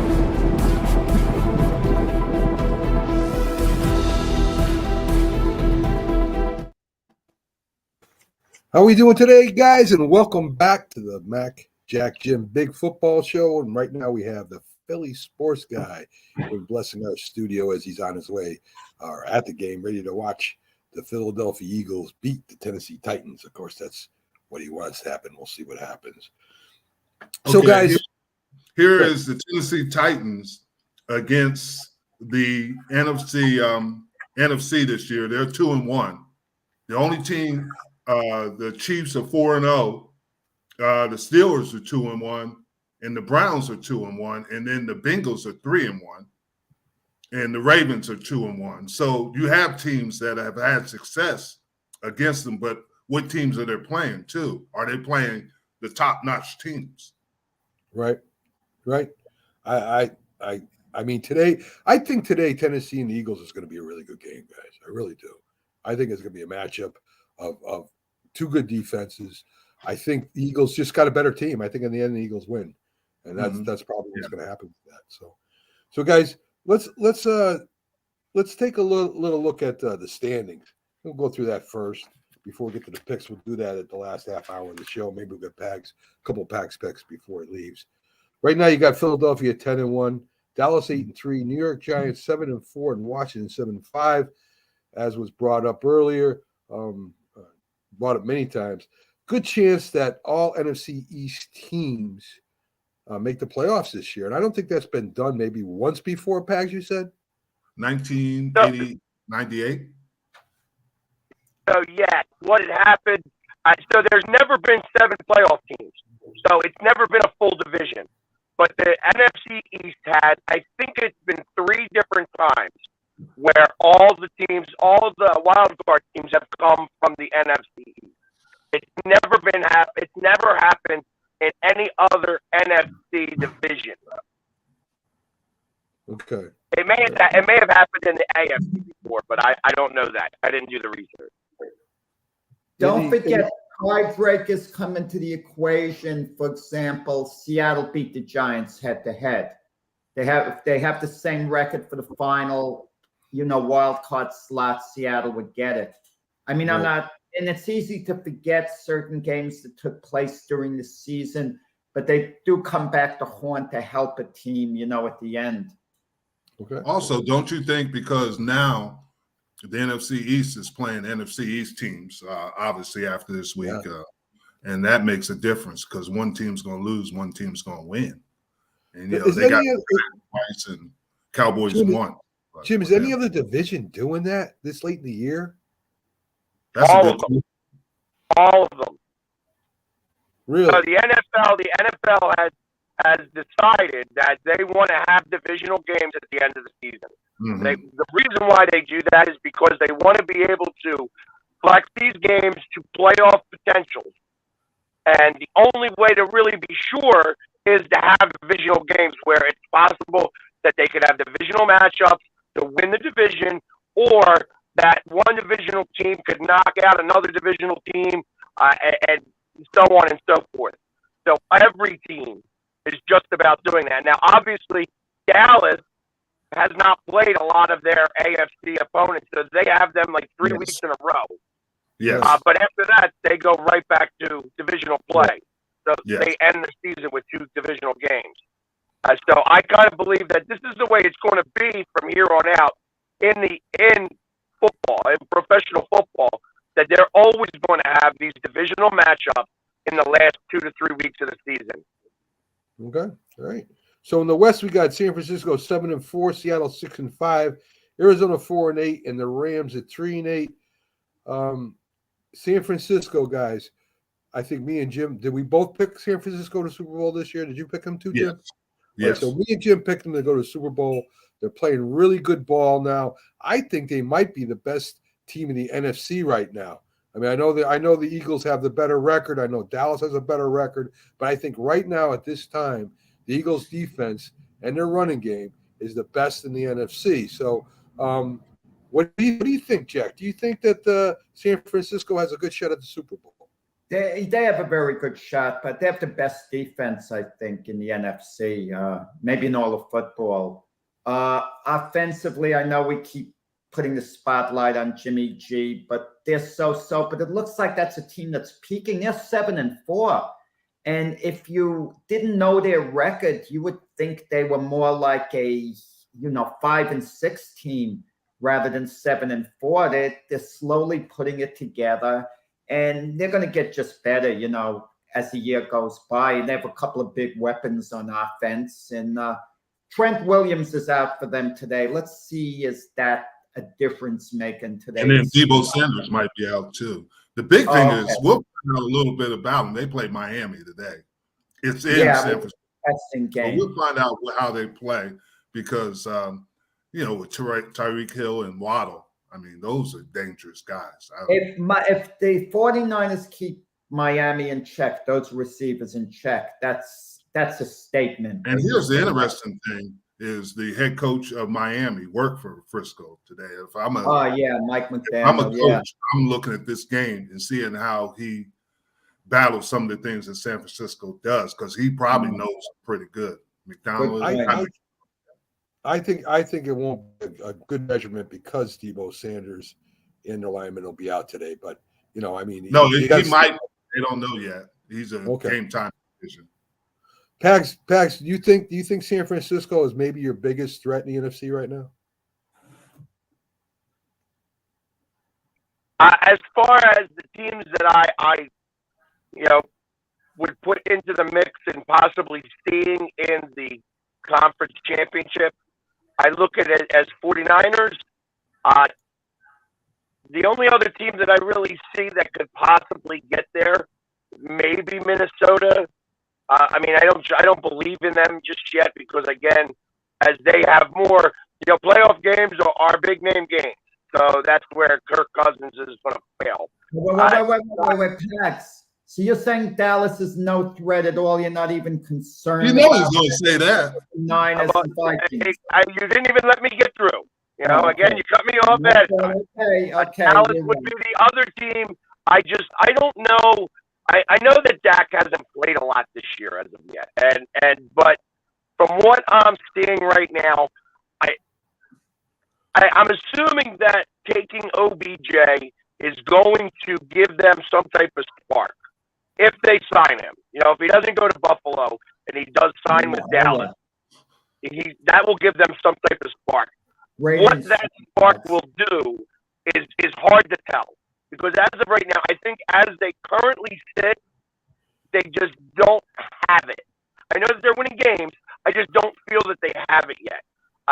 Again, I think they need something else. Is it OBJ? I'm not 100% certain. Obviously, you got to consider them. They should be in the mix here. Because I think of everybody else, I don't think Washington's got enough. I don't think the Giants have enough. I don't believe in Tampa Bay at all if they even win the division. Yeah, so you're selling the old master short Tom Brady, who's done it time and time again. Yeah, and I'm thinking that he might not even make the playoffs. Well, they're in first place. They should make it, yeah. I mean, Carolina's tied with them right now, correct? No. Carolina's a game and a half behind them. Atlanta is the team, right? Yeah, Atlanta's a half game behind them. Yeah. Okay. Now, I think Tampa Bay has a shot. I mean, they're not going to have a great record going in there, but I think they have a shot with their defense, running game, and Brady at the helm. I think they have a good chance of at least maybe winning one game in the playoffs. I don't think they're going to do a lot, but I think they have a chance of doing pretty well, guys. Now, the way the playoffs here's what I believe, that if by chance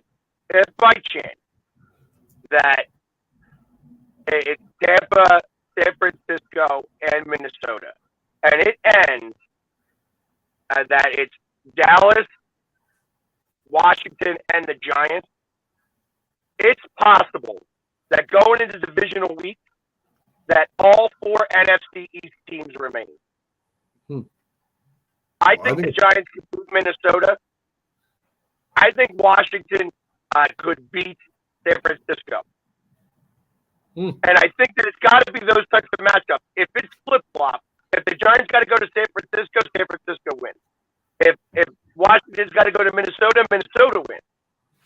It's gotta go that way specific.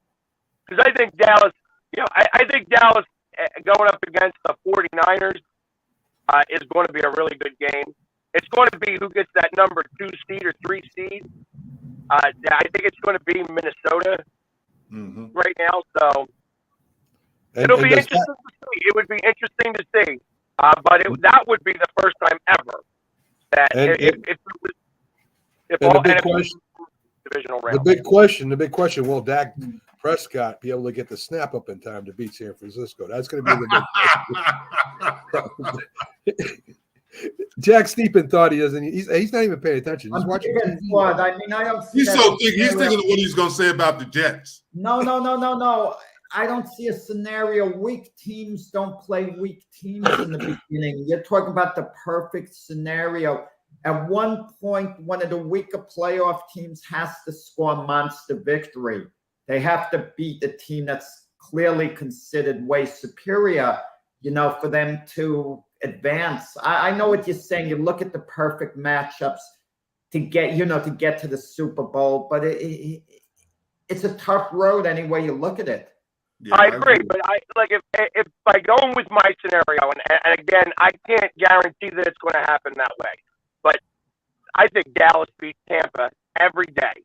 It doesn't matter. Dallas is going to beat Tampa Bay. Didn't Tampa beat them? Whoa. Didn't Tampa beat Dallas early in the season? Yeah. Wait a second. They put a beating on Dallas, and Dallas is on the first game of the season.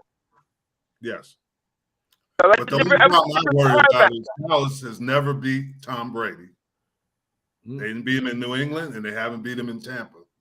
So it's a concern. So, that there's sometimes, every dog's got their day every once in a while. And I think when it comes to the playoffs, I don't think Tampa's any good. I really think Tampa's not that good. Yeah. After last week, I'd have to agree with you after they got beat by Cleveland. Yeah. Right. Is there any team now that's barely in contention, barely, who you could see going on a big run, like running the table the rest of the year?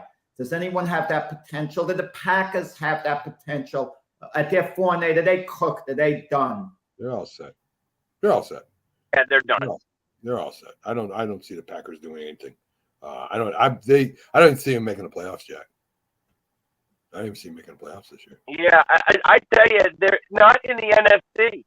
I mean, because I think what's the only other team, other than the NFC East, the only other team who's not leading a division and got a winning record is Seattle. And I think that Seattle's not a good team. I think that they could win and get into that wild card spot solely because of beating the Giants.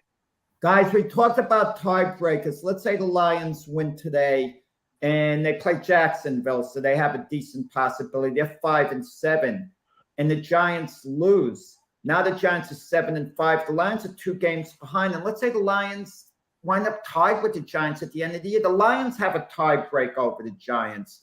The Seahawks have a tie break over the Giants. I mean, so the Lions, I didn't want to say it because I just don't know what their schedule looks like. The Lions are the ones that are really intriguing. The fact that they only lost 7 games kind of gives them a little bit of glimmer of hope. I think they're playing pretty well. I think they finally figured out the system over there. They have the players to be able to do it. Jared Goff likes to put points on the board, so it wouldn't surprise me if Detroit ran the table, but that means they got to beat Minnesota in Minnesota. Detroit. And they got to beat the Jets at New York. Yeah, Detroit. And I want to tell you what's intriguing too. You talk about all the storylines in the NFL. No one's talking about the Lions' #1 draft pick, Jameson Williams from Alabama. He's debuting today, and he's considered to be an elite talent. We'll find out. Yeah, well, and I think unfortunately he's debuting, but he's not going to be a factor today. It's going to take a few games for him. 1, the rust to come off. 2, for him to trust the knee. It takes a minute to trust the knee. It takes like at least a half a season to get that worked out. Now, so I think it's going to be more as a decoy. Yeah, and you make good points, but here's the Lions' remaining schedule. They're playing Jacksonville today. They play Minnesota at home, they're tough at home. They play at the Jets. They play at Carolina, and they play Chicago, and they play at Green Bay. So it's not easy. It's not an easy schedule. No, it's not an easy schedule, but also not ridiculous. No. To think that they could possibly win out. Yeah. Even losing that 1 game to Minnesota puts them at a 9-8 record. 9-8 will get into the playoffs. And they just barely lost Minnesota the first game, 28-24. Detroit ain't doing nothing. Detroit be lucky to get the playoffs. Detroit. You sound like Jack now. Going to be 11-6 next year too. Let's look at the AFC East real quick. Buffalo 9-3, Miami 8-3, the Jets 7-4, and New England 6-6. Pags, this is another opportunity for an Eastern Division to get all of their teams in the playoffs. Do you think that's going to happen? No. I think the Patriots are cooked. I think the Patriots don't have enough. And different than you have the Chargers that I think are going to be able to make a little bit of a run and get over top of Tampa. So I think that's where I don't believe, I think 10 games is what you need to get into the playoffs this year. And I think that's across the board. And I think that the Chargers will get that. I do not believe that New England will. I would agree. Okay. I'm not that sure they need 10 games. 9 might do it. Yeah. Even with 9, I think that the Chargers are going to wind up winning it. I think that Belichick winds up with a losing record this year. He winds up 8-9. So 7-4, 9-3. So Right now, the Jets are only 2 games or a game and a half. Am I saying it right? Behind the Buffalo Bills. White's the quarterback. He's playing really well. Jack, and the Jets win the division?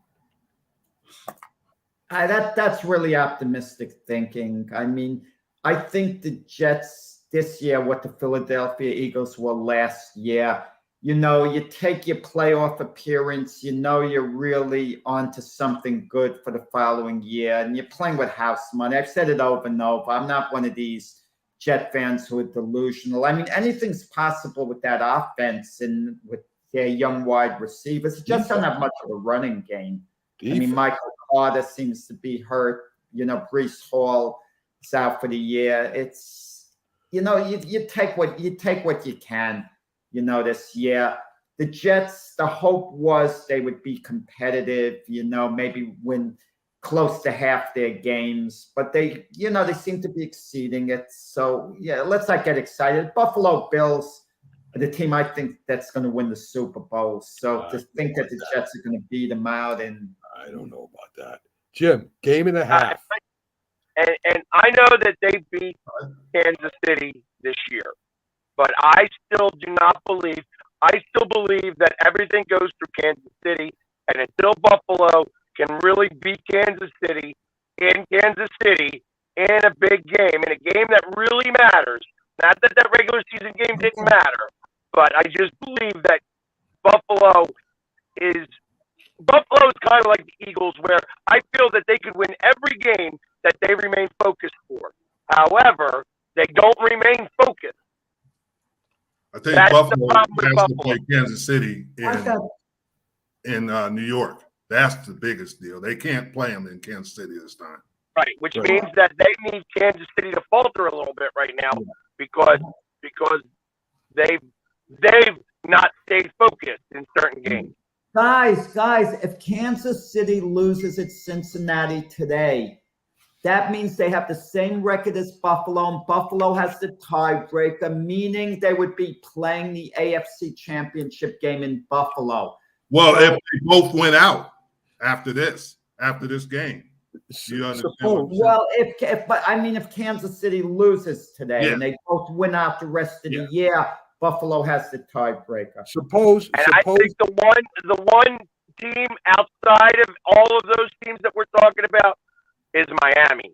Miami is absolutely not only a wild card to possibly disrupt the playoffs and disrupt Kansas City and Buffalo, but to possibly win that division.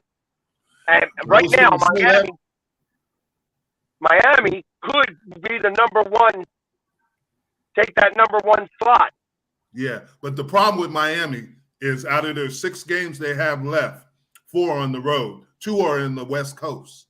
One this week they're in San Francisco. The next week they're with the Chargers, and then they have to go to Buffalo and they have to go to New England. I'll tell you guys. Did I hear?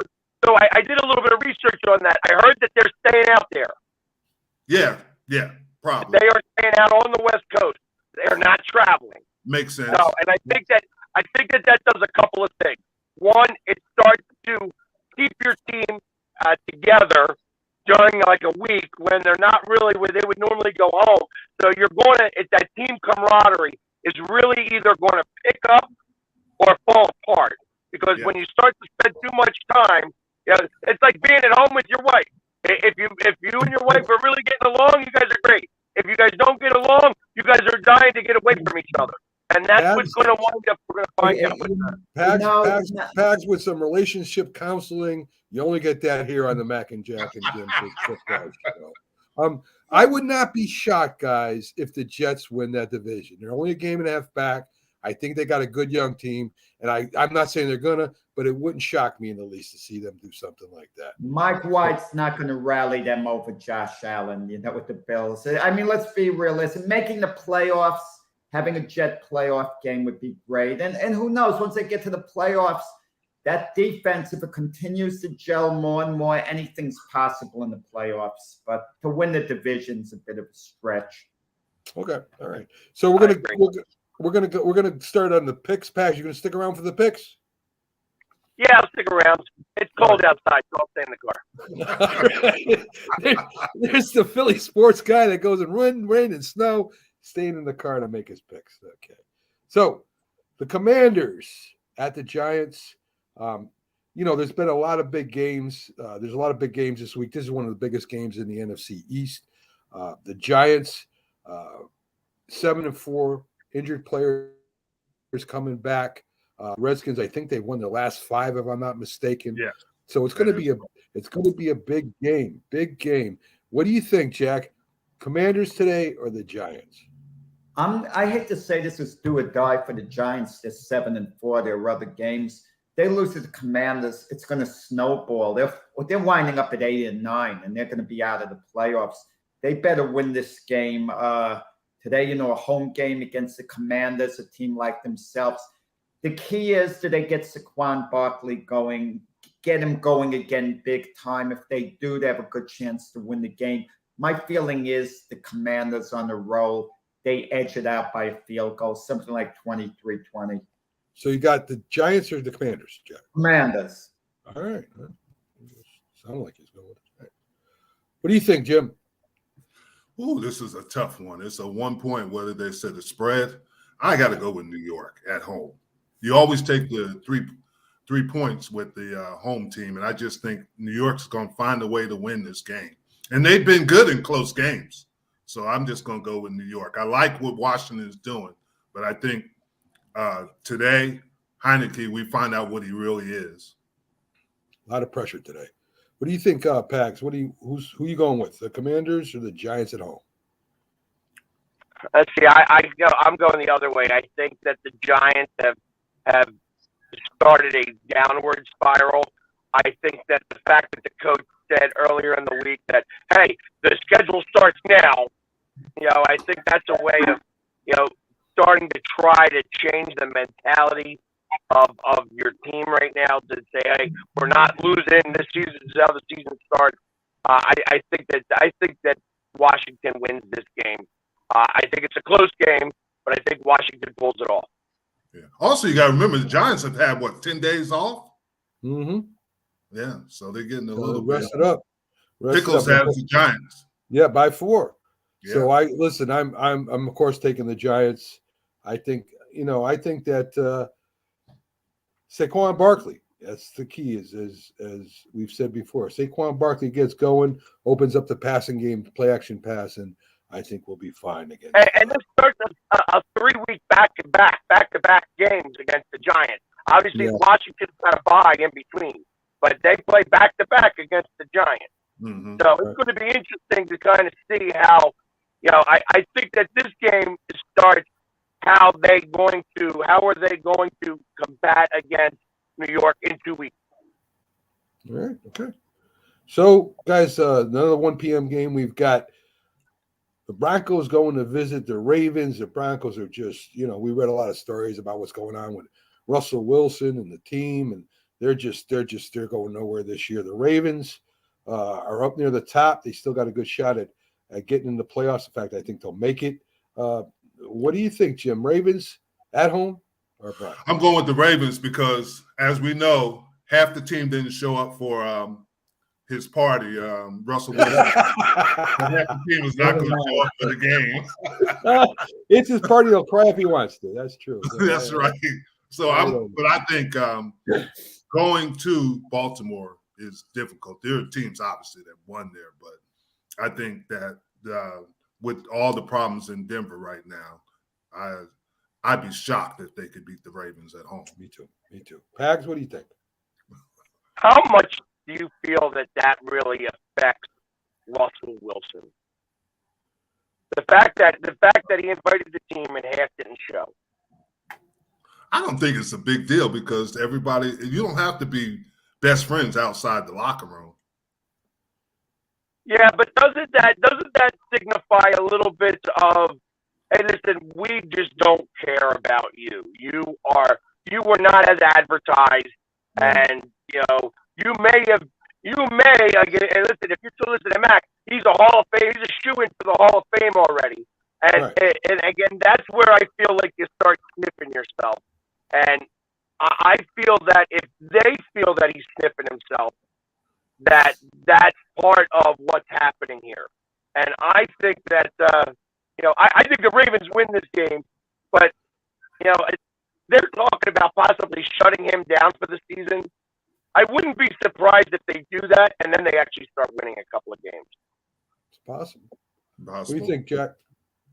I mean, the Broncos are just plain bad on offense. I mean, I predict they'll kick 3 field goals, get 9 points on the day, and the Ravens will beat them something like 23-9. You know, the Ravens, every week I'm tired of hearing whether Lamar Jackson is going to play or not. He's hurt each week, but he plays. Lamar Jackson has the heart of a lion. People forget in the past, he's willed the Ravens to victories. Like, he's a sensational player as far as I'm concerned. Yeah, I think everybody would agree with that. We got the Steelers going to Atlanta. Oh, I got the Ravens too, of course. We got the Steelers going to Atlanta. I like the way Pittsburgh is playing now. I think, they think I'm crazy, but I think that Mike Tomlin, it's a long shot, still has a chance to get to 500, and there is that outside chance. Well, yeah, either unless it play a tie game, either over 500 or under with a 17 game. Right. But I mean, it's probably not going to happen. But I'm rooting for him to do it. I think Atlanta is a good team. I'm just going to take Pittsburgh, guys. I don't know about y'all, but I'm going to go with Pittsburgh. Very close game. What do you got, Jim? I'm going the other way, but I think Tomlin he has not enough players, and Atlanta has just enough defense to beat him. He's just, they're going to have to rebuild that whole program over in Atlanta. Oh, excuse me, Pittsburgh. So I'm going to go with Atlanta. What do you think? Jim is talking like a true pass rusher who concentrated on that when he played, didn't concentrate as much on the run. Because Pittsburgh has a great run defense. What do you mean they don't have much on defense? Okay, outside of T.J. Watt, they can't rush the passer. But they have an excellent... Atlanta's fighting for the division. Pittsburgh is fighting for a draft pick. But Atlanta, someone has to win that division by default. I like the Steelers. What I love about Mike Tomlin, no one quits on any of his teams. He won't allow it. There's a coach that's in control. There's no dissension. You want to know something? If Mike Tomlin was coaching the Denver Broncos, he would have somehow minimized this Russell Wilson noise because he would have been the man in control of Mike Tomlin. Great coach. I like Pittsburgh to beat Atlanta today. Where you going, Pags? Steelers, Atlanta. They're in Atlanta. Yeah. Yeah, I think I get Atlanta. I give the edge slightly to Atlanta. Not because I don't think Pittsburgh can do it. I just don't think that they will do it. I think that it's going to be a defensive battle. This game is going to wind up being 17-14 or 17-13, 16-13, like weirdo scores. And that wouldn't surprise me. Actually, it wouldn't surprise me to be like 14-13 and Pittsburgh lose by not making the 2-point conversion. Okay, Pags has it all figured out. No, he's right. I think it's going to be a struggle. I did call the 2-point conversion that did make it, and they did win the game. I think I swear I feel like I called that Jags game, that he's going to go with a 2-point conversion and win it. I don't know. We'll have to go back to the film and check that out, Pags. But anyway, listen, so we're split on that, and Pickles is with Jim, and Pags going with Atlanta by 4 points. The Jets going to Minnesota, guys. I think this is going to be one of them good games this week again. Mike White, that's right, Mike White, right? The quarterback of the Jets. Okay, so I guess I'm right. Against the Vikings in Minnesota, Jets with a young defense, very young offensive line. Minnesota with more veterans on the team, and they're having a better season. I like the Jets going into Minnesota, guys. I think the Jets have new excitement in their team, and Minnesota maybe figures they have that division already wrapped up and they're 9-2, and maybe they don't give their best effort. I don't know, but listen, I'm going to go with the Jets, and I think they'll win by maybe a touchdown or so, guys. What do you think? Yeah, having the division wrapped up doesn't mean that much in Minnesota. They're battling for a bye. They're looking at the Eagles themselves. They want that bye. You get a bye. Only one team gets a bye, and you automatically advance in the playoffs. And the math is simple: win 2 games at home, and you're in the Super Bowl. I mean, it's cut and dry. And I don't have a good read on this particular game. I'm going to be honest about it. Minnesota can score points at home. The Jet defense, as good as it's been, I could see a tiny bit of a lapse in a game against a team like the Vikings. Justin Jefferson's been out of this world this year. Mike White, I think, will play a good game. I could see a 27-24 Minnesota win in overtime, something like that, as much as I hate to say it. Jack, last time you did this, the Jets won. I don't know. Yeah, that's why I'm going to keep. That's why you're doing that. Okay. Yeah. All right. I like Minnesota in this game, and the reason I like them is the tight end that he got from Detroit has been good for him, and then Cook, and you got to I think Jefferson's going to struggle today because he struggles in the big games. He struggles because but I think Thielen and what's his name, Throckmorton or whatever, the tight end, I think they're going to help Minnesota win, but it'll be close. It'll be a 21-20 game. All right, what do you think, Pat? Jim, if you're coaching, you put Sauce Gardner on Jefferson one-on-one, thinking he can maybe handle him. It's risky. I think you can. Sauce Gardner is a unique player for to be a rookie. Would you trust him one-on-one with Jefferson? Yeah. As great as Jefferson is. He's supposed to be your best player, right? I don't trust Sauce Gardner at all. I don't trust Sauce at all. Pags, what do you got, Pags? I got Terrell Revis either when he came up. Right. I think this is more let's see what the Jets are made of type game rather than anything about the Vikings. I think that it's going to be a tough game for them. I think that Mike White, although he played a great game last week, is not going to be he's not going to have the same type of game. If it's that close, if it's 21-20, the Jets win that game. But if I think it's going to be more high scoring than that. I think that the Jets are going to have a hard time containing both Thielen and Jefferson and Cook. So I think that you're going to see a lot of screen passes to Cook because they're going to stretch the field out, and that's how they're going to be moving the chain. And I think that the time of possession of this game is going to go very big in Minnesota's favor, and that's going to not bode well for the Jets itself. You're going to see a lot of 3 and outs or four plays and out for the Jets, and I think that Minnesota wins this game fairly handily. Okay. So the only reason I said Mike White, he played his first game at home. Now he's on the road. It's a little bit different on the road. Yeah, it's true. You don't have those, and especially when you got to hear that door and horn in Minnesota. Well, Pickles has the Jets in an upset, so Pickles is the only one with me. Thanks, Pickles. So I know we got this one. The Browns at the Texans. Cleveland with Deshaun Watson in his first start against his former team. I think, listen, a lot of people say nobody cares. I think there's going to be a lot of interest to see how he performs coming off and all the excitement or all the bad stuff around him, I should say.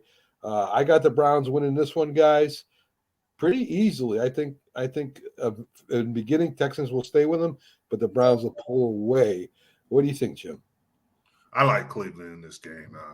I don't think it's going to affect Deshaun Watson. Either he's going to play well or he's not, but I just think Houston is a train wreck right now.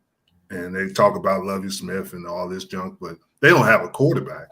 They have a decent running game, but in their their defense is terrible at Houston. I just don't think Houston's a very good team. Jack, where are you going with this? The corners aren't bad at Houston, and considering Deshaun Watson's layoff, I think they're going to run the ball a ton of times. Mhm. If Houston can just basically hold their own against the run, I think it's a winnable game for them, as crazy as it is, because I'm counting. You know, it's funny. I made a joke before about Byron picking with his heart instead of his head. And I'm probably not picking this with my head, it's with my heart. But I just think the emotions in Houston, the whole town, this is their version of a Super Bowl. This is the one game I think every player is going to be out there flying. Now, it's easy for you, Jim, to think to yourself, he never played the game. Jack doesn't understand the way these things work. But I think these are human emotions for the whole city of Houston. And I think they upset the Browns today because this isn't going to be the same Deshaun Watson we know. He hasn't practiced much with the team. He's going to be rusty.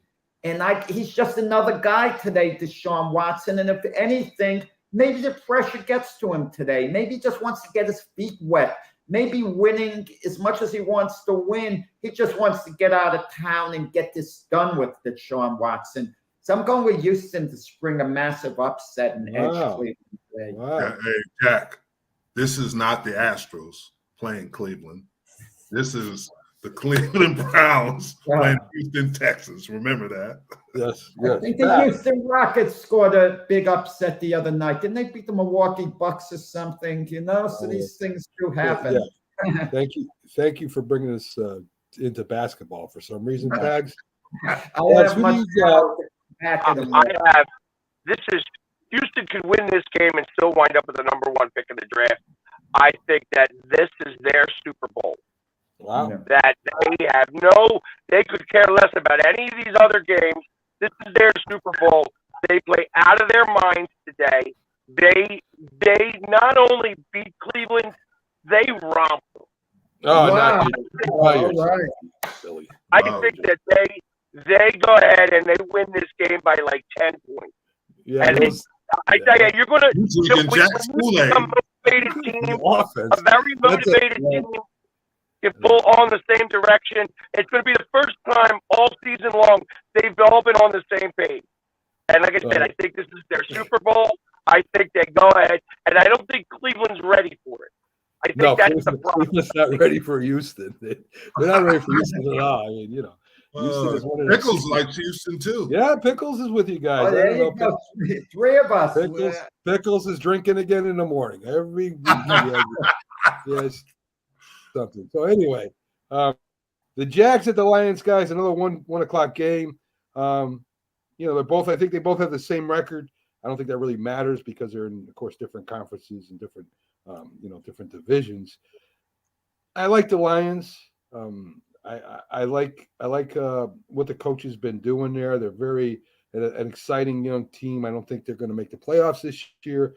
I think they have a chance to maybe do something next year. Jack, they might finish 11-6 next year. So we'll see what happens with the Lions.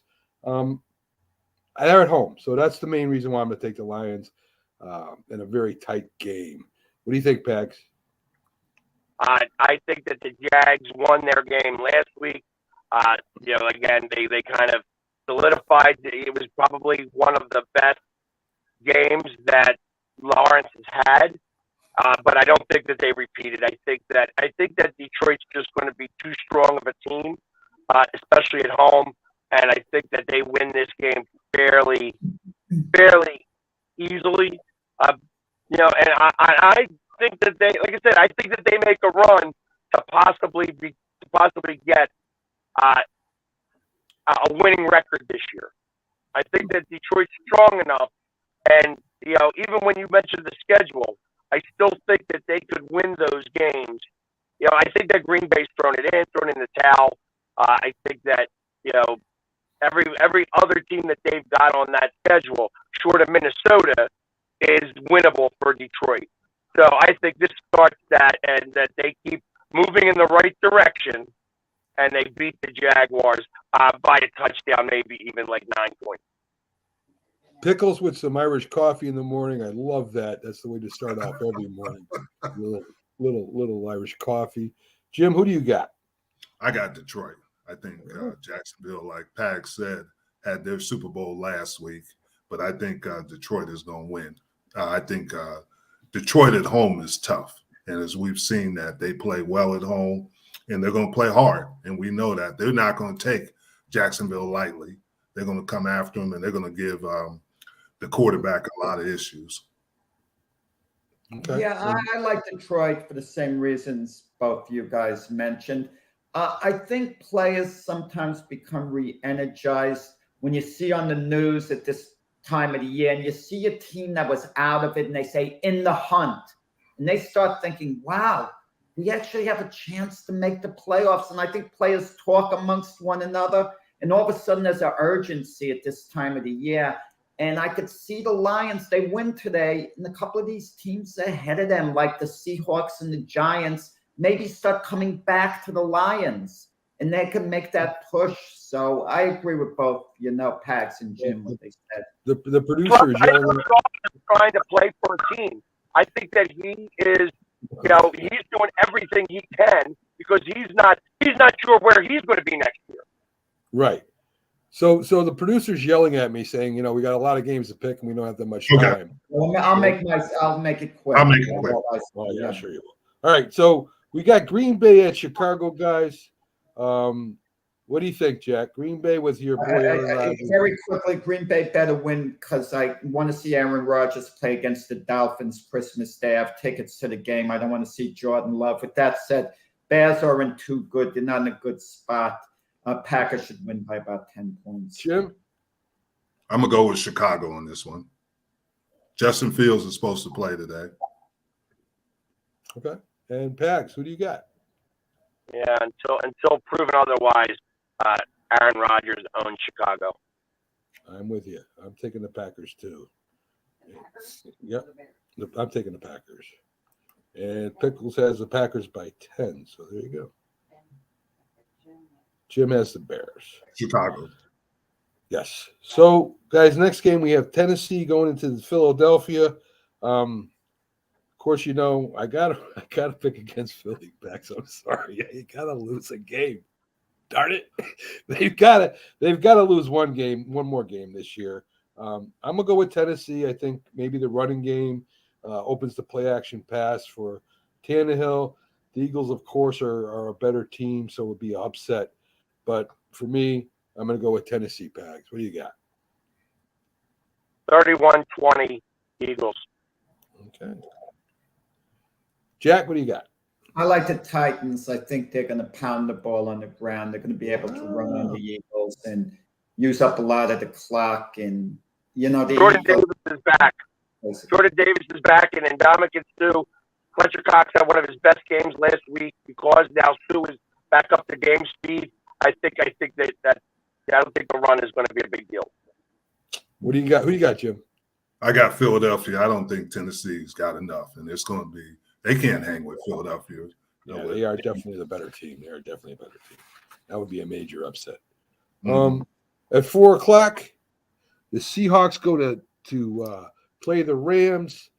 No Matt Stafford. He's out for the rest of the year. Seahawks still have a chance at getting in the playoffs. A very good chance, really, a wild card. Listen, right now, I think Seattle's a better team than the Rams. The Rams not only got a backup quarterback, they're hurt at wide receiver. The running game ain't that good. Seattle is just, to me, is one of them surprise teams. So I'm going to go with the Seahawks. Pags, who do you like? You know what? I think the Rams Rams win this game. I think that their backup, I don't even know who it is, but I think that the backup quarterback winds up playing pretty well. I think that this is one of these games where I think McVay actually outcoaches Carroll. And that's really it. It's going to be a close game. I know that the Rams have packed it in, but they want to play spoiler. And that's all they can do now is play spoiler. So I think they spoil the Seahawks. Jim, what do you got? No McVay. No McVay. No Stafford. No Aaron Donald. I'm going with the Seahawks. I think that they can't. What is it like? They have 40% of their payroll and 8 guys not going to play. Yeah. Seahawks. I never thought I'd be saying this, but Rams are one of the worst teams in football. Who would have thought early in the year you'd be saying it now? All right. And Pickles got Seahawks too. So Pags is the only one going with the Rams. So they'll probably win it. We'll see what happens. Miami going to San Francisco. Miami, of course, is in the hunt for the division, to win the division. 49ers right now in first place. I just like the 49ers. I like what they're doing right now. They're getting hot at the right time. They got, even though Deebo Sanders is out, they still got a great defense. Jimmy Garoppolo with the experience. I'm going to go with the 49ers, guys, in a close game. What do you got, Jack? What do you got? Yeah, I'm on board with you. Niners in a close one by a field goal. Jim? I'm with the Niners. I think just for the reasons you said, but I don't know if anybody can control Hill and Waddle. At least nobody has yet. Good point. It's a good point. What do you think, Pags? Tua is undefeated so far every game he started this year. He remains undefeated. Okay. Pags with the Pags going different again. Pags is the rebel this week. Got 49ers by 6 with Pickles. The Chiefs and the Bengals, guys.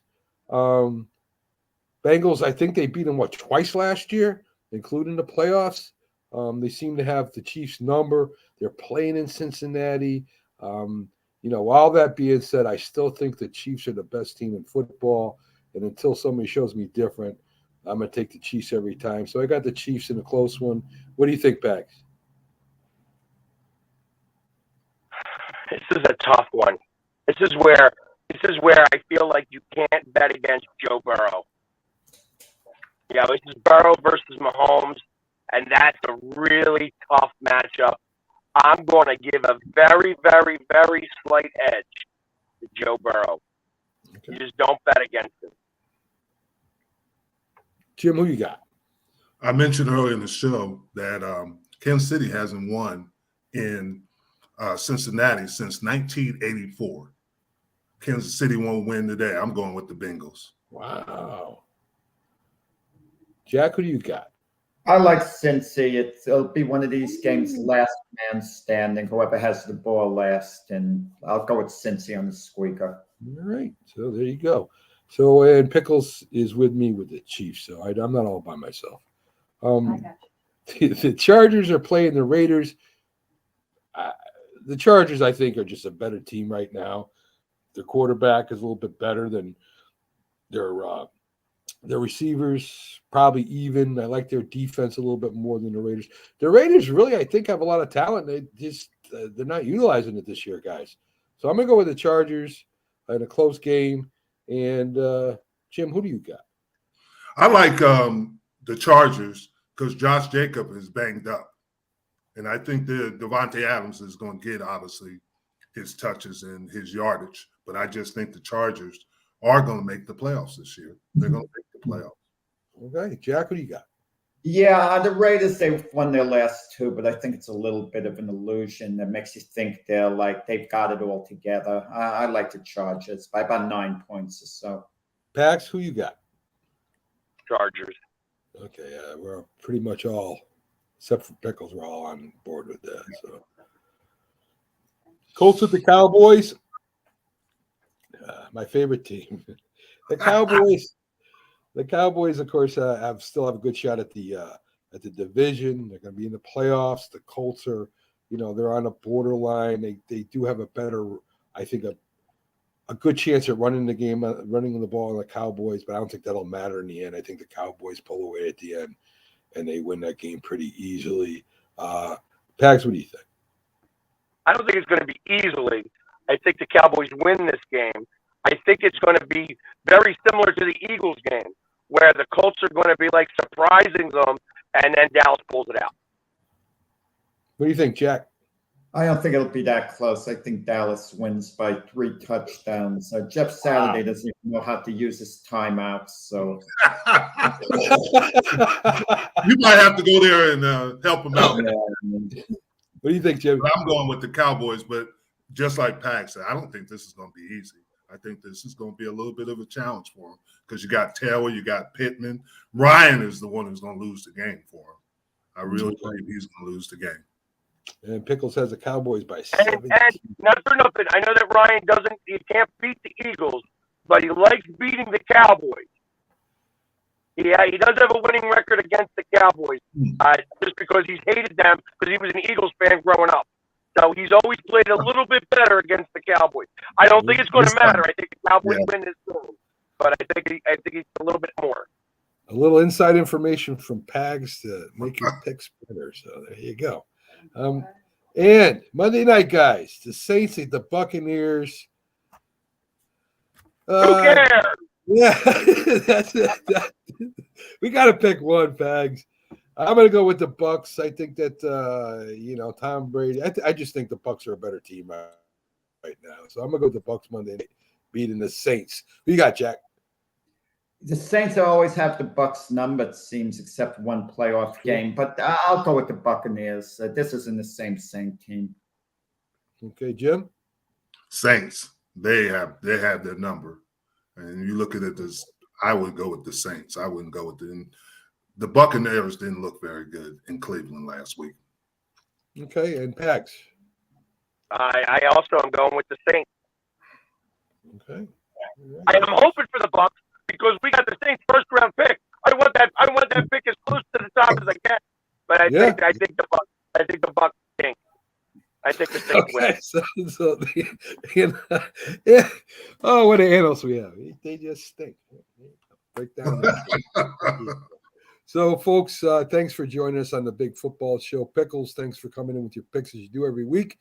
Like I said, we're going to try and get you on the show. If you're not shy to be on the air, maybe we'll get you on the show one time and have you do the picks with us. That would be a lot of fun. That will be. Will be. Yeah. Thanks for the likes, guys, and the views. Always fun having you aboard. And thanks to all the guests today. They make the show what it is. And, of course, thanks to you. This is your personal sports network that we do for you every day that we're on. Every show does it. And we love having your comments. So have a good game. Good day today. Jim said, the heck with it. I'm done being here. Yeah. Have a good one, and I hope your team wins. Okay. Go Birds! Yeah. Yes, there you go, Fags. All right, guys. Have a good